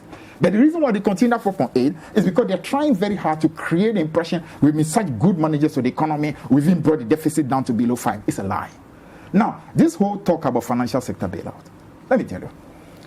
Why? When we came into office, we met huge, expenditures that were not our doing. For example, we came into office to come and meet a 1.5 billion tall debt. And we had to take care of it. We did not come and tell the country that we want to put it below the line. No. You take responsibility for it. The same way you had assets, for example, Breeddown, which they had started, and we came and that Breeddown became an asset that we use. The same way when you have a deficit or what you call a liability, you take care of the liability as well. As opposed to engaging in this duplicity, in this amount of deception, and trying to say that's for the asset, you acknowledge it, the deficit you don't want, you put it below the line. It's just deception. You don't do that. I'm going to have 3 minutes. No problem at all. Now, take care of, for example, let me give you one big, for example, a liability envelope that we inherited. Single spine salary. It was something that in the very last minute, they had announced. And when we came into office, there's no way we are going to tell the country and the workers that were expecting that we don't want to go ahead with it. Because that will literally destabilize the country. So we had no option but to go through the systematic implementation of it. That single spine salary alone was a massive resource envelope. But we simply had to do it. It took, for example, the annual sector, the public sector wage from 2.5 billion a year to initially about 8.5 and gradually inching up to 10 and beyond. By the time we are living, it was almost 12 to 13 billion. That's huge on a yearly basis. And we had to account. We did not put them below the line. Or we come and say that, as for this one is not part of the deficit. It is part of the deficit. So you must have the courage to honor it. But they don't have that courage. So what they want to do is to deceive the people, our numbers are really good. Meanwhile, the reality is that when you run away from presenting your deficit, it shows in your debt. That's why you're having a debt today of 255, threatening to be entering towards 280 by the close of the year. Because how significant is that, though? Because you keep it's massive. It's massive. It's a big problem. As I told you already, if you have a situation where a country went into you took over a country, at the time you complained that the debt levels were high, and then within a space of 3.5 years, you have actually borrowed far more than the previous regime had borrowed for 8 years. It's absolutely terrible. And to make it worse, if it were even that you're using those debts for things that can concretely be seen, that will actually bring about what you call a strengthening of the economy, then we can say at least you are using it for something. You can't even show it what you are using it for. Thank you, Honorable Fifi. When they talk, they say free SHS, which is 5.2 billion cedis. Yes. Our friends on the other side are still caught up in this investment in things that you can see tangible. Dr. Lord Mensah wants to leave, so okay. I just want him to that's fine. have a final say. Then we can move on with this. Dr. Mensah. Okay. And Honorable Fusini, you can make your intervention, then I go to like I was saying, when we are caught up with investment in things that are tangible, all well and good. Build infrastructure, not just for its sake, but it's expected that it's going to contribute towards economic activity that will ultimately lead into economic growth. That's well and good. But you see, we also have our friends who boast so much of investing in all of this tangible infrastructure. They will mention the Circle Dubai, they will mention the airport. All of that did not reflect in our GDP growth. What's the meaning of that? All of that investment did not reflect because the economy was still not growing at a pace that you expect that. When you add this investment, the growth? Oh, the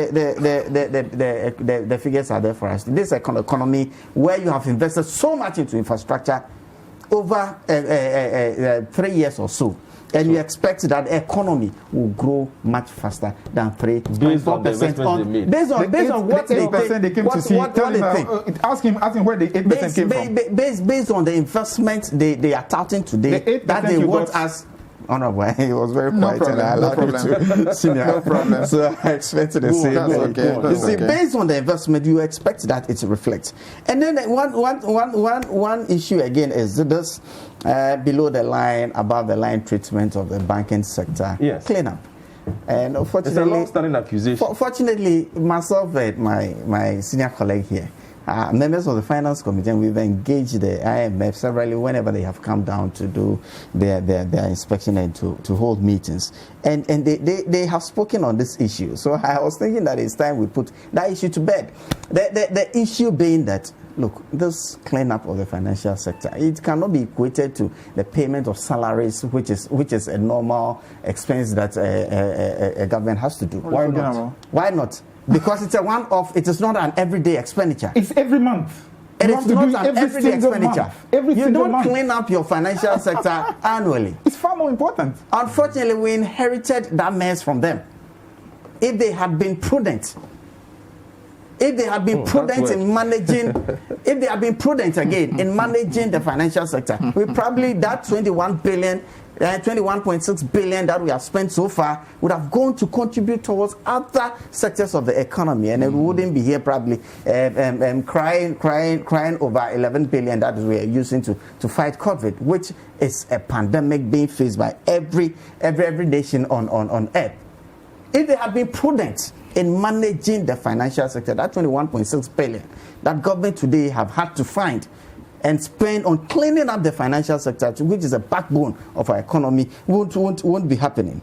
Let's talk about. He mentioned my colleague mentioned about inflation. They had maintained single-digit inflation for 33 months. In 2016, the inflation we inherited was 15.4%. Today, it's 11.2%. Today, it's 11.2%. I really find it difficult to see where we inherited inflation at the rate of 15.4% from the NDC. He also mentioned about frontline workers and PPEs because probably investment. The reality is that the whole world today, is sourcing the same PPEs probably from the same sources. Given what the test kits for corona, how many sources are there? And so if it's but you know the difficulty I have with that. Hold on. Yeah, please. The difficulty I have I'm with listening. That. You basically commandeered 3 factories that were supposed to work around the clock to alleviate some of these concerns. And what we were told was that they were working. In fact, I recall sometime in March or April, the health minister telling us that these factories were going to put out something less of 3.5 million in face masks, in PPEs, and whatnot. That's a significant quantum of PPEs. We don't seem to have felt the impact of that particular investment because you paid for it. It wasn't free. I am happy that you are wearing a customized reusable face mask. Not from any of those factories. Which I suppose was. I as a member of parliament, have produced probably 15,000 face masks locally. Mm-hmm. I didn't have to go to that definite one. But I'm saying this was a definite state intervention, not a private intervention. Certainly. You can also recollect that when the senior high school students were going to school, government had to acquire 600,000 face masks. So where are the shortfalls when coming the from? Junior high school students are going, another quantity will have to be assumed. And when the university final year students were going, government had to supply also them face masks. So it's a fluid situation. It's a fluid situation. No, but we've never felt I'm insisting because we've never felt like we've had an intervention in there. The senior high schools alone. You're talking was 600,000 workers and their shortage. What is all this? No, but I want to generalize it into the acquisition and availability of PPEs. People are complaining because it is yes. I am saying that their complaints can't be justified, right? But this is the situation in which we find ourselves in. This is a situation where probably the whole world, we are sourcing those PPEs from the same source. The N95 we are not produced locally. Mm-hmm. So probably we are sourcing from where everybody else is sourcing from. So if intermittently we do run short of this, I'm not saying it is okay, but within the circumstances, I am thinking that the government it's doing its very best. And we also mentioned about accountability on funds that have been approved for government expenses on items like the food, what happened in the lockdown. And what we are saying is that look, there's a system, there's a public sector system that takes care of audits and all of that. And so why the haste? But why could you also not have? Why the haste? In fact, I am sure that the Auditor General's office today is running some sort of shift and all of that. Which one? Huh? You mean after Domelovo is on leave. He's on leave. But the office will still work. The office will still work. He is not there.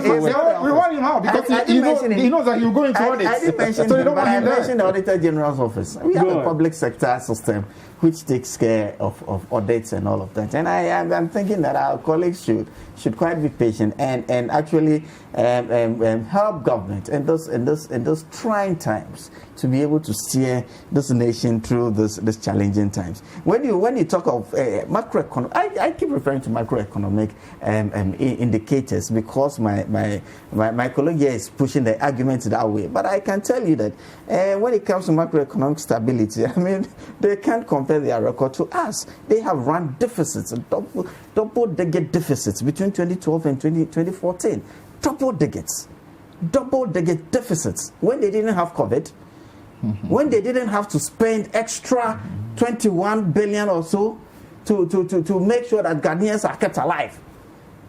They run double-digit deficits between 2012 and 2014. Mention a deficit. In 2012, the deficit was 12.2. In 2013, it was 11.7. And in 2014, it was 11.9. These are the deficits they run when they didn't have to deal with COVID. Today, we have to deal with COVID. And we are running 11.4. We are running 11.4, and then you are here complaining. What are you complaining about? Should we just leave the situation? No, we won't. As a responsible government, we will still keep our eye on the ball. We will still save lives. We will still save livelihoods, and we will still prepare for life after COVID. And that is where we are going to keep our focus. And I'll keep reminding Ghanaians of our focus. Then again, quickly. I'll take messages then. You see the woman in Akwetema or the man in Niboitan somewhere. Do you think this macroeconomic indices at this material time is so important to them? It is about survival.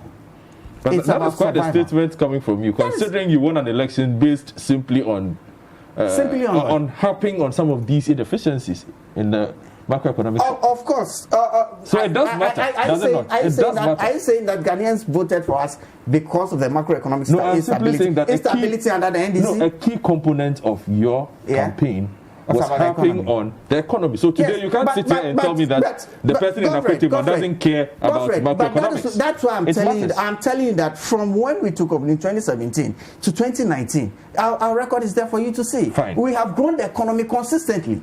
consistently much higher than we inherited. But in these circumstances, we are telling you that, look, the economy, we have shown that we can rebuild the economy any day. Any day we can rebuild the economy. All right, but the lives we cannot bring back. And that is what we are doing as a government. Thank you very much, the Member of Parliament for Kankwe North constituency. Franklin, you will have your say on this after we return from the break. I have a couple of messages to read. Dr. Beckham Kumar is also on the line. Honorable Fifi Kwete, Member of Parliament for K2 South, is here as well. I am not surprised at all. Well, okay. In fact, the budget that the finance minister brought to Parliament was empty. No hope and full of promises. It's a COVID budget from Eric Kunu in La Paz. Looks like both minority and majority were surprised when the Ministry of Finance mentioned the 100 billion cedis needed to cushion the economy.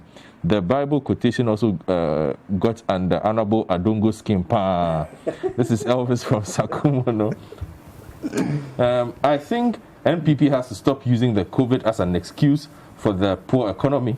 It has been like this since 2019. I own a business and I have been very hard hit. Cyril from Kaswa. The president and his team are running a GDP of 0.9, and the so-called incompetent ones did a GDP of 3.4. This is very sad. Straha from Kofodia. The government is playing dilly-dally with our life. If the government really believes that we're in a crisis, they wouldn't have supported the EC and others. This budget is only a campaign message to win another term, is what this message says. The inflation rate by the MPP is from a rebased economy. Their rate is deceptive, according to Kweku from La Paz. The free food lasted for approximately 3 weeks. NADMO told us that the free food cost government 2 million per day. So 2 million multiplied by 21 days is equal to 42 million. I remember Mrs. Cynthia Morrison, Minister for Gender and Social Protection, who told us that government spent 40 million cedis on the free food distribution. Today, Finance Minister is telling us that they spent 54 million. This is organized crime against innocent Ghanaians. What happened to our robust and resilient economy? What happened to the Yetisikaso mantra? To borrow the words of Esla, even a 5-year-old can borrow to spend. When you govern with empty rhetoric, COVID-19 will expose your weak economic fundamentals. These are some of the messages that are coming in. We'll take a break. When we return, Franklin Kujo, President of Imani Africa, will have his take, and then we'll talk about the violence that we have seen in some areas across the country regarding the voter registration exercise. The big issue returns.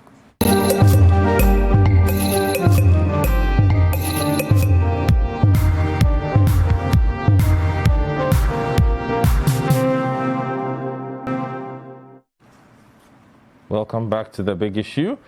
Keep the messages flowing. We are just wrapping up on the conversation on finance, and then we can talk a bit about the voter registration exercise, particularly about that incident that happened in Kaswa that we don't seem to have had a concrete resolution yet. In fact, we've not heard from the government on this matter, and it's been, 5 days? We have to hear from the government on this matter, so we'll try and discuss that. But let me go to Franklin Kujo. Dr. Kumar is also on the line. So, Franklin, you've heard quite a few opinions on this matter. What are your closing thoughts on the budget? Well, thank you very much. I think there have been conversations about prudence. There's been conversations about the revenue accumulation. And those are the areas I'd like to leave my final thoughts. First, on the issues around the prudence. And I yield totally to Gordon's point about the necessity in thinking differently when it comes to investment. You know, this habit of thinking that only governments have to drive investment in certain critical sectors of our national life is becoming a misnomer, and especially when we know that the returns on these investments are most of the time not necessarily useful, especially when it comes to the management of these investments or infrastructure investment as well. So I yield entirely to the idea that we must start focusing on attracting private sector investments in those sectors, critical care centers, rather than the government shepherding the entire process, because those leaves us with opportunities for rent seeking, and then the return on investment is usually not felt. Look, just this morning, was it yesterday, my favorite Trump just passed an executive order asking that Americans could source and buy medicines from any part of the world because he believes that that is the truest form of competition. Don't forget, in America, prescription drugs are a particular source of worry. Now he's done that, and the pharmaceutical industry is up in arms. While a part of me yields to the fact that investment in pharmaceuticals sometimes trumps almost billions, it must also be pointed out that competition is the new game now. So even within the private sector, if somebody can do it far better, why not source it? So this is the same attitude I expect our governments to take. This habit of being at the commanding height of the economy, it's not in keeping with modern times, certainly not in keeping with even post-pandemic thinking. So I would expect that we do things differently. And that leads me to the issues around optimal taxation. This whole habit where we need to always make room for deficits. I'm not saying we shouldn't make room for deficits, but deficits are becoming a source of worry. And now it's becoming posturing for political footballing as well. What we do truly need is optimal taxation. I may be bullish and even ask for a flat tax going forward.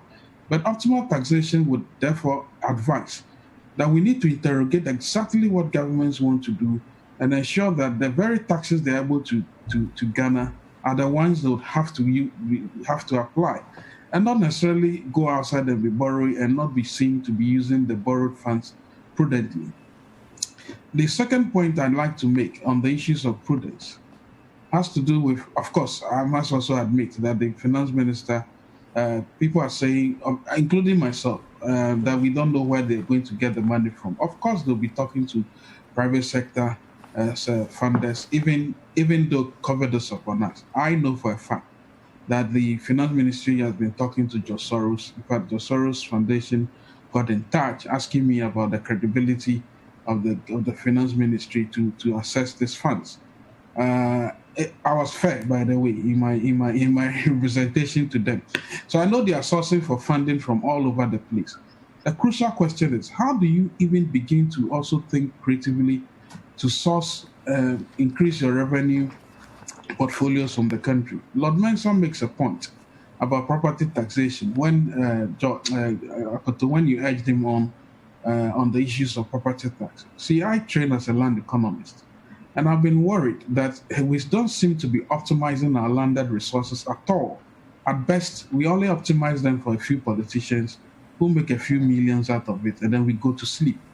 Look, a couple of weeks back, we're undertaking a project called Briefing Life into Land, borrowing from the thinking of Hernando de Soto, who has calculated the capital of the developing world and actually estimated it to be almost $9 trillion, meaning that the poor and the developing world, lower middle-income countries are sitting on a lot of dead wealth. When we engaged the Lands Commission, I'm sorry to say, and I hope they don't take it out on them, but they made very open and frank commentary. Look, the Lands Commission and its allied agencies are the best suited to be able to optimize, first of all, determine the value of land, create value, because by creating value, what it means is that they would have to service landed property and then create value, and that value would attract a lot of investment. Never mind that part of the investment may be from crooked politicians. We don't care. No, hold on. The politicians are the people who own property, frankly. So I'm saying that never mind that. Look, the story about land in this country, prime land, we all know what the stories are. I mean, I'm sure NDC can tell. My good friend Fifi Kwete can go wax lyrical about how the previous Kufu administration sold lands to certain members of government. I'm sure the Indosa would also have a lot of commentary to make about that. I'm talking about prime land. The point is, while they are interested, and mostly of them, by the way, not the entire political class. Mm-hmm. That's what I'm trying to say is that whereas some of them may be yearning for some of these without necessarily paying the right value, they should be interested in helping the Lands Commission build capability to create value for land. And by creating value for land, that would attract investment. That would then spin off other important, should I call it, the rent that we want to appropriate from these landed assets. The IGF that the Lands Commission has they generate quite some significant amount of money. But they don't get about 60% or 70% of that. I want them to get about 80% of that. Because the only way they can map out the entire landed area of this country.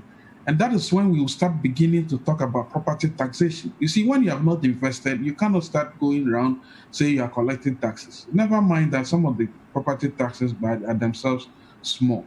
The point I'm making is that the politician comes into office usually with a set-minded goal, which usually does not contain, creating value, creating the necessary levers that will generate income.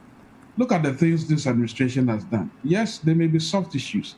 And I doff my hat to my good friend, Dr. Baumia, for leading the Enhanced Paperless Sports Project, which brought tremendous revenues to the state. But what happened? Because of policy incoherence, the sector of the government decided to destroy its efforts and now decided to bring some port technology, which is going to depress our revenues. So the point is, we should stop this short-termist thinking and approach and build on the critical sector that will drive value. The soft issues are important, but they must be seen to be done properly. All right. Thank you very much, Franklin. Dr. Beckham Kumar. Hello. Yes, your final words on this matter, and then we can move on. Okay, so thank you very much. I think that, like I've said, for me, the most important thing is that we need to begin to have a way of stimulating the economy to be able to get out of the doldrums, because 0.9 growth is not something that we should all be happy about. But again, we need to make sure that there is efficiency and prudence in the way we spend. One of the things that I was going to talk about before I ended was, so for instance, almost every page on the budget, you hear the word COVID.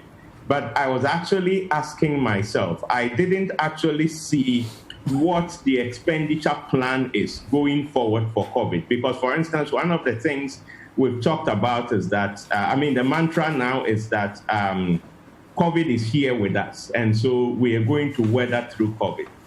I'm asking myself, what's the expenditure plan going forward? 1.5 months from now, probably September. If, for instance, we decide that the kids are going to go to school, it will mean massive expenditure in terms of PPEs. It will also have implications for PPEs for our hospitals. What is the plan? I've not seen anything about that. We probably will be looking at, say, about a year from now, if there will be any vaccine. And I didn't seem to see the budget focusing on what the expenditure is going to be. Even though I know that there is this 560 million emergency response preparedness plan, I didn't see how we are going to spend going forward, because that's a very critical area. As to whether all these massive investment plans that we've talked about, if they will be realized or not, depends on how we get a handle on COVID, so that people can have the confidence to go out there, employers will have the confidence to really ask more people to come to office, investors will have the confidence to get into new investment areas. So for me, the viability of all these depends on how we are able to have a handle on COVID. One of the other issues that I've also talked about is that our communication strategy for COVID. So, for instance, if you look at the response plan, one of the issues that they talk about is promoting communication and engagement with decision makers, stakeholders, communities, and opinion leaders. I haven't seen anything about that. Going forward, how are we going to spend to boost our communication strategy to be able to affect behavior change and limit the new levels of infections? Maybe that is going to come in an operational document from the Ministry of Health. But I think that is very, very important in terms of the way we mobilize and spend in that area to, as much as possible, cut short the spectrum of COVID to ensure that all these investments that we are talking about will happen, especially within the business arena. All right, then. Thank you very much, Dr. Gordon, Beckham, and Kumar, for your thoughts. The big issue continues. Now we can have a conversation about this incident on... are we? No. You wanted to have a final take on this? I thought we will have a final take on the economy before you move on. Okay. All right. Let's go on. Good. Let me just quickly... But let's do that quickly so that we can do That's fine. That's fine. That's fine. To simply conclude by saying that the more you listen to our friends, the more you realize that for them, essentially, this is all about elections. All this pretense, that is how you see it. You don't need to be a rocket scientist to see that this is all about elections. This is basically about elections. To create the impression, for example, that because of COVID, that's why they've got to do the things they are doing. When, as I mentioned earlier, the most essential thing they have to do, the people who are in the forefront of this battle are being neglected. That tells you that their whole concern is not COVID. Because truly, if they're really concerned about COVID, they will not, for example, take some of the measures we are taking. For example, sending school children back into school, when other countries clearly have seen that there is the need for safeguarding lives, and therefore are not taking that decision. For example, having become massive registration where millions of people are being made to register and so on, you clearly are not concerned about COVID. So for you, you're concerned more about election. Now, let me just correct a few things we said quickly before running out. Now, it created an impression somehow that they have been somehow superior managers of this economy. My brother, you said you met inflation at 15.4, now it's 11.2, and that's supposed to be an achievement. Tell him, we met inflation at 21% and brought it down into single digit within 12 short months. You have never come close to even achieving that. We've grown. Hold on. We're talking about moving. We're talking about moving from just hold on. We're talking about moving from 21 down into single digit. Remember where we met it? Will you stop distracting me? Stop being unruly, please. From 21% down into single digit and kept it there for 33 months. You have never even come close to that. You've not grown this economy by 14.4%. 8% of which is non-oil growth. You have not even come close to that. Our growth, non-oil growth of 4.6% in 2016, higher than your non-oil growth as we speak today. And you are talking about managing this economy better than us? Inflation is single digit. You could not even keep it there for 2 years. It's back already in double digit. We kept it for almost 3 years period, and you want to compare yourself to us? We handled an economy that actually caused the growth of 8% in the first year, and the second year of 6.5 was largely because of the oil investment we left for you. And you want to boast that you are superior to us? I mean, how could you be superior to us? Your exchange rate that you were boasting about before coming to power. In 2016, exchange rate depreciation was about 9.6. As we speak, last year you ended at over 12%. And how can you compare yourself to us who did not even have access to the quantum of oil resources that you have today? So what it is I want to say effectively is that this whole gimmick that is going on is simply aimed at bamboozling the people of Ghana, creating an impression as if they care. What it is they are looking for is simply to do all these things, hide under it, show no accountability, spend 11 billion claiming that it's corona-related expenditure, when it is really what they are doing is simply, that's the quantum, as I mentioned earlier, quantum of money which amounts to the total debt of Ghana from Kwame Nkrumah to the end of President Kufuor, which they are spending using COVID as an excuse. Break down that one and find out exactly what it is that is being used for COVID. You see that it's very infinitesimal. The rest of it, they're doing their own agenda for elections. Thank you. You see, earlier this week, I listened to your morning show on radio where there was this, you guys were in the studio and you were talking about, because I did that, I'm better than you, I did that. This is a reality. We are facing a global situation. Stop using global as an excuse, my friend. You don't like it when he spoke. No, but I just want him to stop this global thing. You can't tell him what to say. It is a global situation. Please. Every economy is having to deal, and every economy has had to realign itself to deal with this situation. But you see, as to whether we were better managers of the economy than you, I think the figures are there to say. Pre-COVID inflation was 8%. and that we have managed inflation much better. Every indicator we have done better than you. That's a lie. You say that you had grown economy at 14.1% in 2011. 8% of it non-oil. 2011. 8% non-oil. In 2011. Yeah. And that was as a result of our first oil. 8% of it non-oil. Don't forget, 8% of that was non-oil. Honorable. Let him flow.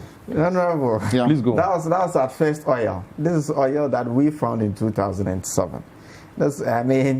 Before 2007 or around 2007, before President Kufuor came into power, GNPC was investing into telcos, and we're doing banana plantations, we're renting rigs in Angola and the likes. When we came, we focused GNPC to its fundamental role, and that actually brought all the energies, and that resulted in us actually finding oil in commercial quantities in 2007. We are much better managers of the economy.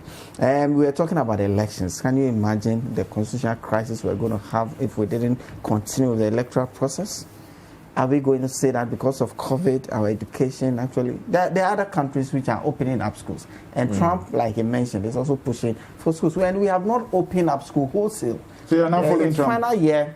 They're following Trump. No, I'm giving examples of countries trying to normalize their lives. And I mentioned it yesterday. I was listening to him. God. You see, countries all over are dealing with this pandemic and are trying to also normalize it. We have not opened up schools wholesale. We have asked final year students to go do it. Hopefully, they've started the exam in the next couple of weeks. They started last week. They're going to finish and come back. Inflation-wise, public sector, we inherited an economy under the supervision of the IMF, where the public sector employment was frozen, where teachers who actually came into service could serve for 2 years and paid for 3 months. That is sort of where nurses were not being employed. We have come to clear the backlog.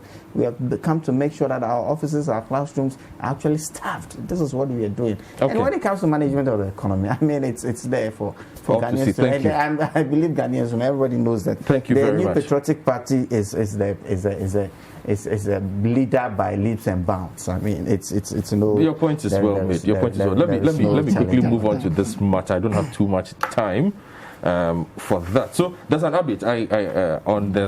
On Monday, I think everybody was witness to the story that broke when in the Ewutu Senya East constituency, the Member of Parliament, Madam Hawa Koomson, who is also the Minister for Special Initiatives, there was a report that she had fired a firearm in an open space because she suspected that people were being bussed in to register in the constituency. Well, later that evening, she granted an interview where she did admit that she had indeed fired that gun. The police later on issued a statement saying 4 persons had been arrested. The minister, they went through the parliamentary process. They went to speak to her. An update today, I'm looking at the Ghanaian Times, for instance, on page 3, and it says that Hawa Koomson hands over gun to police after interrogation. And the story simply reads that the Member of Parliament for Ewutu Senya East constituency, Mrs. Mavis Hawa Koomson, was yesterday arrested by the police following disturbances at a polling station during voter registration exercise at Kaswa in the central region. Now, the Ghanaian Times gathered that the minister gave a statement to the police and was later cautioned. Meanwhile, the police have also retrieved the gun, ammunition, and the license covering the weapon she claimed she fired during the disturbances. Now, it's one of many disturbances we've had. We're just using this as a focal point to have this conversation about the whole scuffle over the voters' registration exercise in parts. The Kodeo have had issued statements on this. Christian Council, everybody's talking about this. And we have seen some really nasty images.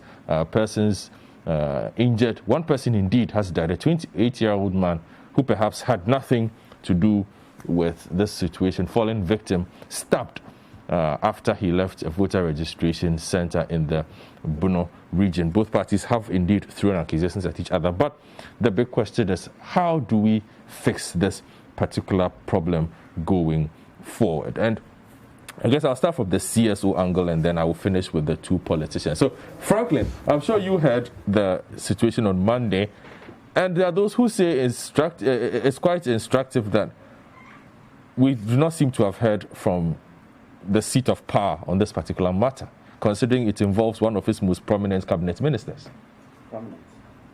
Oh yes, Well, the Ministry of Special Initiatives has perhaps one of the largest budgets in this country. Absolutely. So it is a prominent ministry. And perhaps that budget sits at the Office of Government Machinery, so it explains quite a lot as well. Look, we must understand that the very laws that our president assented to, the vigilante bill that became law, abhors all of this thuggish behavior. I mean, we can't mince words about that. So the moment we haven't heard, I was thinking that the president was because he was invited to Mali to be part of a peace process, which, by the way, was started as a result of some of this very thuggish behavior. I would have thought that maybe we'll give him the benefit of the doubt, so that by the time he had returned over the weekend, some action, at least some pretense that something is being done, would be heard. But I'm mortified, and I keep saying that the president is a very good friend of mine. But I think on this one we are not friends, because, well, maybe I still want to give you the benefit of the doubt. But it's become at least 24, 48 hours, 72 hours, and a lot more, and not a whisper of anything that seems close to suggesting that something ought to have been said. Look, this whole talk about the police are investigating, even the police themselves were intimidated on the first point. Look at how long it took them before they even had to address the issue as if we were dealing with somebody who is so out, and we all need to hold the person in high esteem. For crying out loud, what the person did was criminal. I'm not going to mince words at all. It was criminal. This person is not supposed to be the enforcer of who is supposed to register as a Ghanaian. Those processes, even though we advised against them through our amicus and all the things we did, this process more or less had come to stay. However fraught it is, it does not lie in the hands and the machinery and the machete hands of a minister to go and say that I'm enforcing some sort of uncommon rule. So I sincerely am dumbfounded that the center has not said a word and has made meaningless the entire vigilante bill, a law. But what it now means is that you now hear all kinds of people say that, well, they don't even have to say it. They only have to look at the king. And if the king acts otherwise, they say, okay, the king now admits that when somebody comes and attacks us, we probably need to respond in equal measure. That's not the type of society we want to create. That's not the type of rule of law the president is known to be upholding or has upheld in the past. So I think everybody has condemned this action, and everybody has called for the president to sack her. You see, this is not a question about letting her resign. She must have been sacked immediately when this was announced, because it was unprovoked. None of the witnesses, actually, I heard you and I listened to your show in the morning. None of the persons you called gave an account otherwise. That was the minister's action that caused the EC officials to flee. I mean, it was clear. So this, in fact, it was premeditated thuggery, because what it meant was that the person had actually carried a gun to the place to cause mayhem.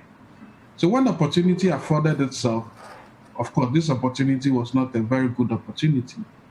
She actually then created the mayhem to show somebody or to show some persons where power lies. Again, I'm not missing words. She should have been sacked. She should be sacked. She's not befitting to hold that ministry, that portfolio, because of this singular thuggish behavior. And I shudder to think what others are thinking right now. Look, this is a country where we have small arms littered all over the place. And let me tell you a little story. See, when you fire a gun, and I think it was Colonel Professor Sabaji who was telling you that when people talk about warning shots, they need to even define it properly. I have a friend in the USM, he's Ghanaian, by the way. He's part of the Secret Service in the United States. And he was telling me that people don't even understand when they say firing shot. To fire a warning shot, the steps you need to go through before you even do that are all scheduled properly in 21st century modern law. You just don't wake up and fire shots, because if you fire a shot, it is most likely going to land somewhere. You recall in the story, I don't know whether it was just a single shot she fired, because some shots were found to have riddled some walls of a woman who was cooking her bamboo to eat. Yes, across the registration center. Now let me tell you the story I want to share with you. Not many people know. Of course, I'm not sharing this for sympathy. But while my dad leaves, I think 4 days ago, or was it 3 days ago, he called me, and together with my brother were telling me that they heard a loud sound in the room, only for them to come to the hall and find about 4 bullet shells. And they wondered where the bullets had been fired from. They looked through the ceiling and they found out that it must have come from the ceiling. And I asked them to go and report to the police station. When they did, when the police officer came around, he said, "Oh, this is the 4th incident I'm dealing with around the same area. This is a Lomnava area, Fanko area, by the way." And then he asked questions. Do they have high-rise buildings around the area? Then my dad and co said yes, there are a few high-rise buildings, and asked if there have been any similar incident, maybe ex-military persons or some persons. Those questions they couldn't answer. Now, in his estimation, it might have been some shot that were fired probably in the air and found their way there. So all those claiming that, and I've heard the MPP chairman suggest, he's a good friend of mine, that he was a victim and that what he did was just in self-defense. Those bullets could have killed anybody. And if my dad and co were in the sitting room at that very day, they could have been shot. So people take these things and make it look like as if it is some joke we are dealing with. She could have killed people that day. So these are issues we need to deal with. It's not, let's not play with these matters at all. Aside the fact that I was even surprised that, anyway, I'll leave that one. I want to say clearly that this matter must be dealt with. It's a serious issue. If the president abdicates on this one, he's lost all the respect I have for him. I'm sorry to say so. Okay. But I was also saying that beyond her, we've had incidents in other parts of the country, and the police have had cause to issue a statement. The EC have had cause to issue a statement. The EC several times reiterated it this week, that the process is quite clear in what you have to do when you think you have to challenge somebody. So why do we keep on having these clashes across the country? Look, let me also share this. Maybe people will say it's unverified, and because we are going after the EC. Look, a lawyer called me. It's a young man. I won't put up his name. Called me and said he was registering around forgotten the constituency. And then he was shepherded to a desk where he was supposed to fill some forms to guarantee for some persons. And he asked the people, "What do you mean I should guarantee? I don't know who I'm going to guarantee for. Why should I fill this form?" This lawyer, because probably knew his right, or probably has also understood from the newsreel and the publications of the EC, that the processes of guaranteeing are very, very, very much tight, and they must be done in accordance with some level of civility, decided to opt out. In fact, I even told him that he should take snapshots of because the EC has a tendency, when you say something, they say it's not true, right? But this is a reputable young man who was called to the bar just a year ago. He knew what he was talking about. It wasn't political.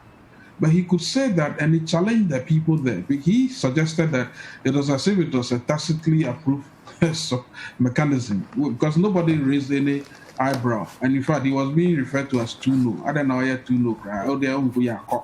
But at least he knew what he was about. So the rules are clear. If you feel somebody is not probably legitimate enough to guarantee for anybody, well, you rely on the rules. The police is right. The EC is right on this matter. It does not lie in the hands of a minister, a gun-wielding minister, to go and be disrupting registration centers. It's a defying common sense. And I submit again, while the president was on his way to Mali to go and solve a conflict that was started in part by thuggish behavior, and it still continues up to today, I was surprised that not a whisper of the same level of interest has been heard from on the presidency. Thank you very much, Franklin. The minister is so powerful.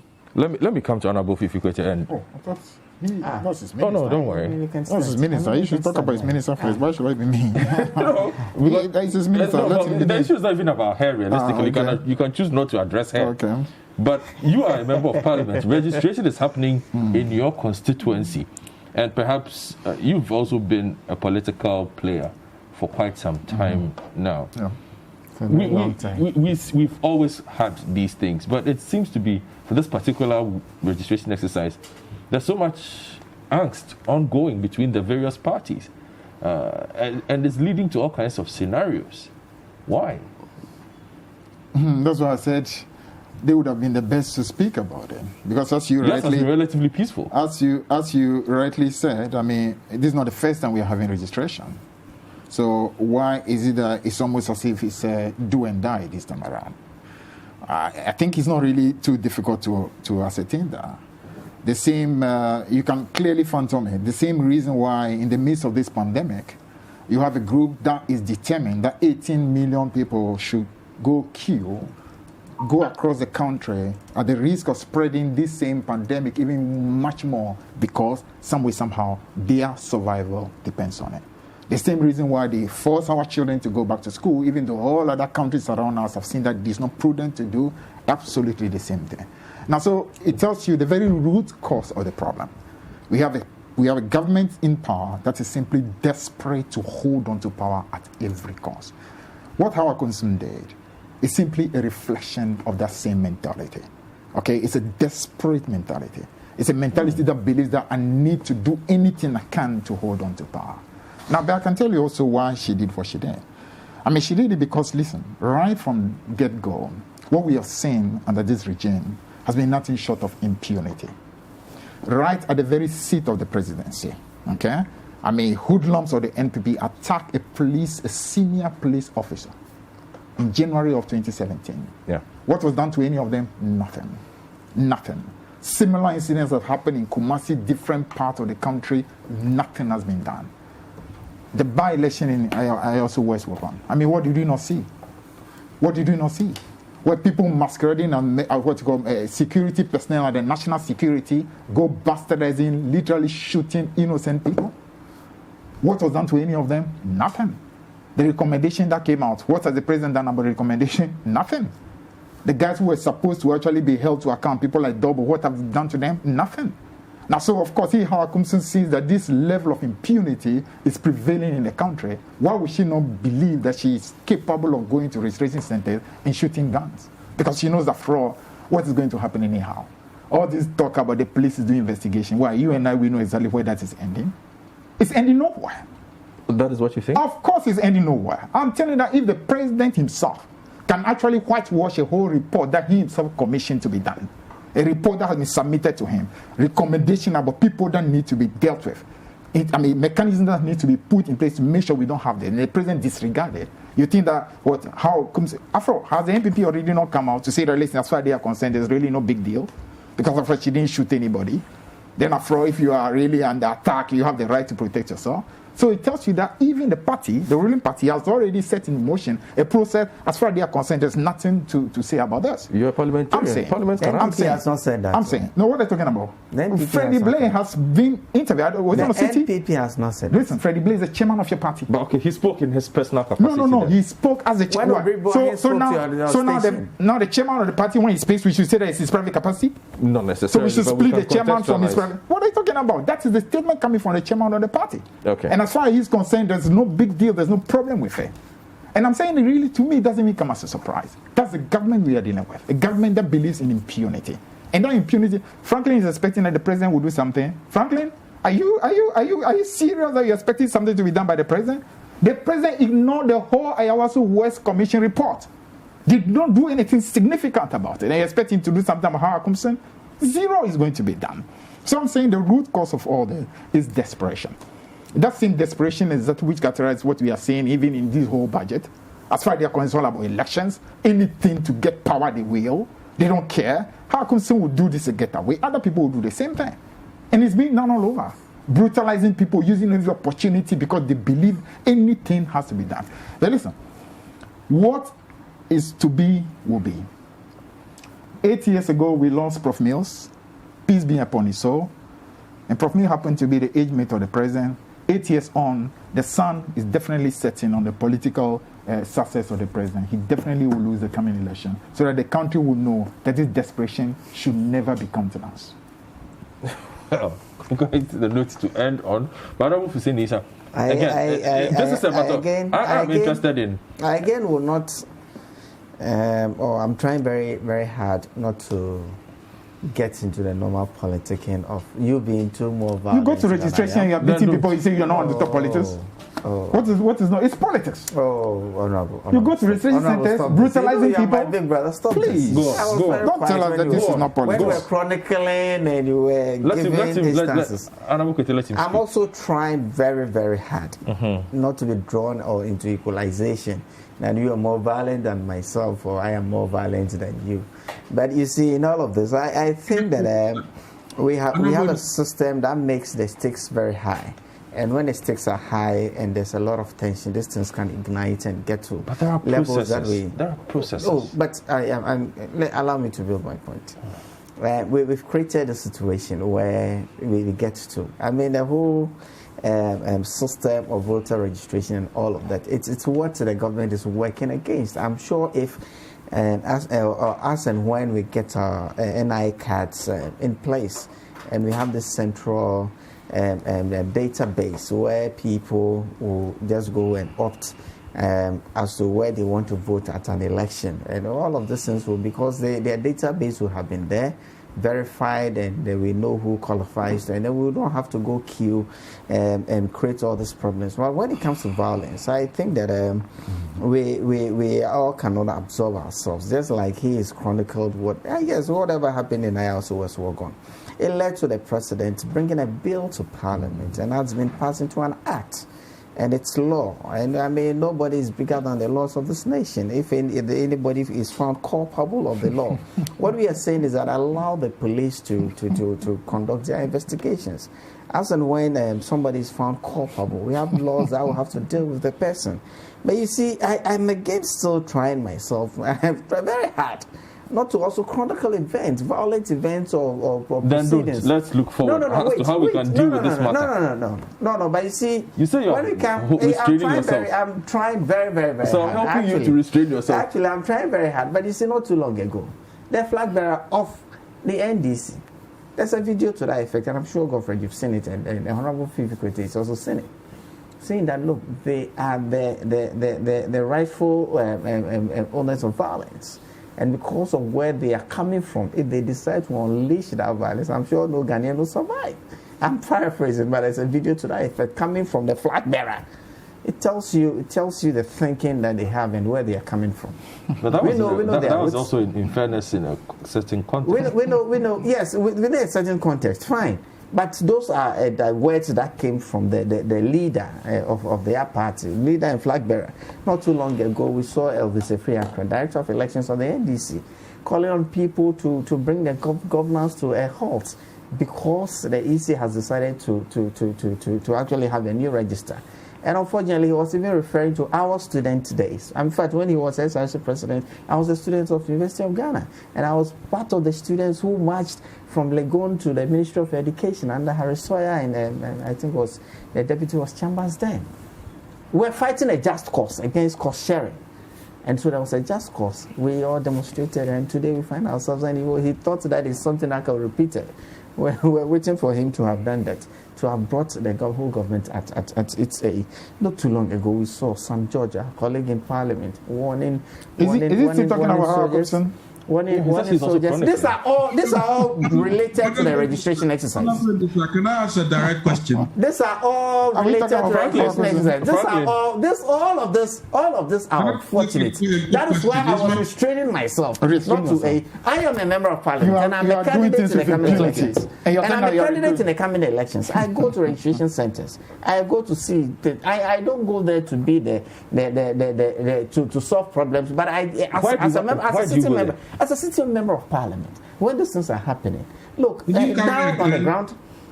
Down in the ground. Franklin says he has a question for you. Says, did you carry a gun when you? As to whether or not I carried a gun, it's a secondary matter. No, I think in my capacity as a citizen of Ghana, the laws of Ghana will actually legally allow me, if I want and if I decide to carry a gun, I can carry a gun legally. To registration center? I can carry a gun legally to wherever. Those are the laws of the nation. No, the laws are not. Those are the laws of the nation. I can carry a gun. Even the public display of a gun comes with its own law. If I want to carry a gun, I will carry a gun. But you see, as a member of parliament, when an exercise like a registration exercise is going on, I of course will have to be interested. And I know that members of parliament are spending so much in this registration exercise because you have to keep things going. So justifies carrying guns? Going. Look, this morning I've been getting calls, and some of the calls are because the registration centers have opened and they don't have canopies or chairs, and they will call me. Is that your business? It is not my business, but it's to facilitate and help the process. Call the EC. Of course, it's the EC's job. But if I have to wait for the EC to come, my constituents will be in the. No, but so imagine you say you are going to provide the canopy and the chair. Your opponent sees you. Frankly, hold on. Your opponent sees you carrying canopy and chair. Your opponent also decides to carry canopy and chair. The two of you meet there. There are stations. There are stations in my constituency where we have agreed. Maybe within the registration, if there are two police, they will provide for the NDC provides for that. So you sat down with the NDC candidate and agreed to this? I don't even have to meet the candidate, but our people on the ground, they agreed to some of these things. And in a cordial manner, we go. It takes something to actually ignite tempers to this. The man is not talking about I go around. But he's talking about canopies and chair. What has canopies and chair got to do with this conversation? About the registration process. I am talking about the registration process. You decided to. We are not discussing Franklin. This specific issue about violence. Yes, but violence. It's not about it. All of those are issues that affect us. What about two guests trying to heckle the other guests? Because he's dodging I the want issue. to even listen to Franklin because he used to be my constituent, so I really want to. Franklin, I don't know if you have registered. When you were there, you never carried a gun. That is for me to say whether or not I had a gun in my capacity as a Ghanaian citizen. I can legally carry a gun wherever I go. Legally. You can carry a gun into a church. Legally. Into a church. I mean, nothing. You are Muslim. So when you go to the mosque, you carry your gun. I don't when you enter mosque to go and pray, it takes gun. Shooting. I mean, what is it? What is the point? So, but for you, on finally, just so that we can wrap up on this conversation, everybody is interested in this not escalating. And I saw a statement from Dr. J.Y. Mante, who says it's important that both political parties learn to understand that this process goes beyond the two groups and move forward. And that's right. Okay. So perhaps Honorable Kwete and Honorable Isa, your two parties can find a way of resolving this matter. But let's not this not struggle. If it's an individual who has done something, let's talk about that individual instead of doing this business that we do in this country. Anytime something goes wrong with NPP, then somehow you put NDC inside and say as if it is an NDC. It's not an NDC problem. No, have you seen an NDC person go into any place, an NDC MP go into any place with a gun or to shoot? How can it not be an So let's deal with this. And let's deal with hold on. This issue is not about scaffold. This issue has to do with an individual who decides to take the law into her hand because she believes that she's covered by the government. She has seen the impunity that has gone on. That is encouraged by the president himself. That is not true. So therefore, she's doing what she believes. That's the truth. These are all very absolutely. It's a clear impunity. So she's doing what she's doing because she believes that fraud, nothing can be done to her. Let's deal with that. All right, hold on. Instead of this dodging the issue business. I'll give final words on this. I'll give final take on this to Franklin. Right. So we are building a country, a democracy, and occasionally you find these sort of red herrings. But you see, we need to be very clear on one thing. Before this electoral process happened, we've had incidents, and we've had many of them. And then we all agreed that we'll set up a committee. You know, I told you when it was set up that I had my doubts. Not that I was a prophet of doom, but that conversation traveled and it transited. Now we have a law. The law must act immediately. In fact, you see, the president shouldn't even wait for the law, because this speaks volumes. This is the most prized minister in your cabinet. She's superintending some 2 billion Ghana cedis before COVID happened. In fact, she's the reason why Inusa will receive 1 million cedis in his constituency for various projects. So I can understand Inusa's position. Yeah, I don't know if say Nisa, you mean. I never say Nisa, I mean. So it's very, but the president must be seen to have spoken at the, I said, even at least pretend that you are doing something about, just issue statements. Because issue statements were issued. Look, I'm not doing equalization. When this Airbus matter came, it didn't take a number of days. We got a release on the presidency saying special prosecutor has been apprised of the issue. He's currently issuing red alerts. Look, this is not, if this is not equal, it is even far worse. This is a situation where you are going to actually look on for people to say, you are not saying anything. Now it means everybody can carry arms and fire warning shots in the air. Okay. And I'm saying it's a dangerous and a treacherous path to take. All right, the president fire the minister and fire the minister immediately. Okay, let me take your messages. Hello, Mr. Host. Good morning to Fifi and to Honorable Issa. Please tell the MPP man on the show that I'm a nurse during my rotation and I have not been paid for 10 months. Please, I want to know when Nanado is going to pay us the rotational nurses. Otherwise, we will also start making noise on radio. What is rotational? If the president is a rotational nurse, if the president doesn't sack Honorable Hawa Koomson or she doesn't resign, it does not matter. She will not get my vote come the December elections. Good morning, Godfred. I think the initiative to build more hospitals is great. But my question is this. We have hundreds of biomedical scientists, nurses, doctors, etc. still at home. Does the government have the resources to employ these groups and provide the appropriate logistics? If not, then the hospitals just become landmarks which will deteriorate with time, and hence more money will be spent to renovate. Fellow Ghanaians, there is no iota of truth in this MPP government. We must vote them out. This is Veronica from Kaswa. Okay, Kwamna says, good morning. I hear one of your panelists say that they have grown the economy from 2.2% in 2016 to 8%. What specifically contributed to the increase? It is the extra inflow of petroleum as a result of the verdict of the case between Ghana and Cote d'Ivoire, which was decided in favor of Ghana early 2017 or so. If that is the case, could that have positively influenced the growth rate in 2015-2016 if the results had come earlier? That is a question he is asking. And let me take a few more as well. What budget do we have as a nation? COVID-19 vote for me budget or God save Ghana budget?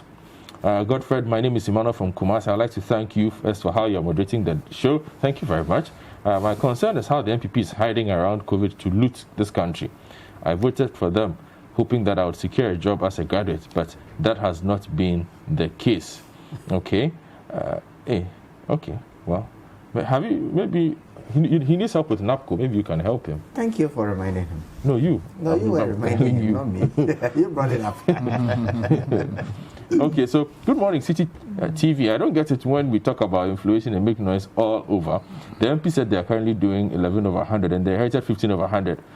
11% and they inherited 15%. Yeah, the bag of cement was 25 Ghana cedis and now it's 37 Ghana cedis. So I will end the show on this note. A big thank you to the Honorable Fifi Kwete, Member of Parliament for K2 South Constituency. It's always a pleasure to have him on the program. Thank you very much. He's one of our favorite persons here at Citi TV, a good friend of the house.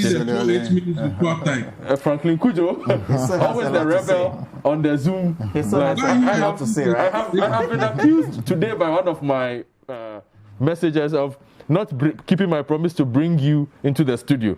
We will resolve that matter. A big thank you to the Member of Parliament for Kaikwe North constituency, one of a very important constituency, I must say, the Honorable Husseini. You know, I'm also a very in and out city person. Right? Yes, very, very much so. Dr. Lord Mensah and Dr. Beckham and Kumar also joined us in the early part of the program. I hope you have a good weekend. My name is Godfred Akoto Boafo. See you next week.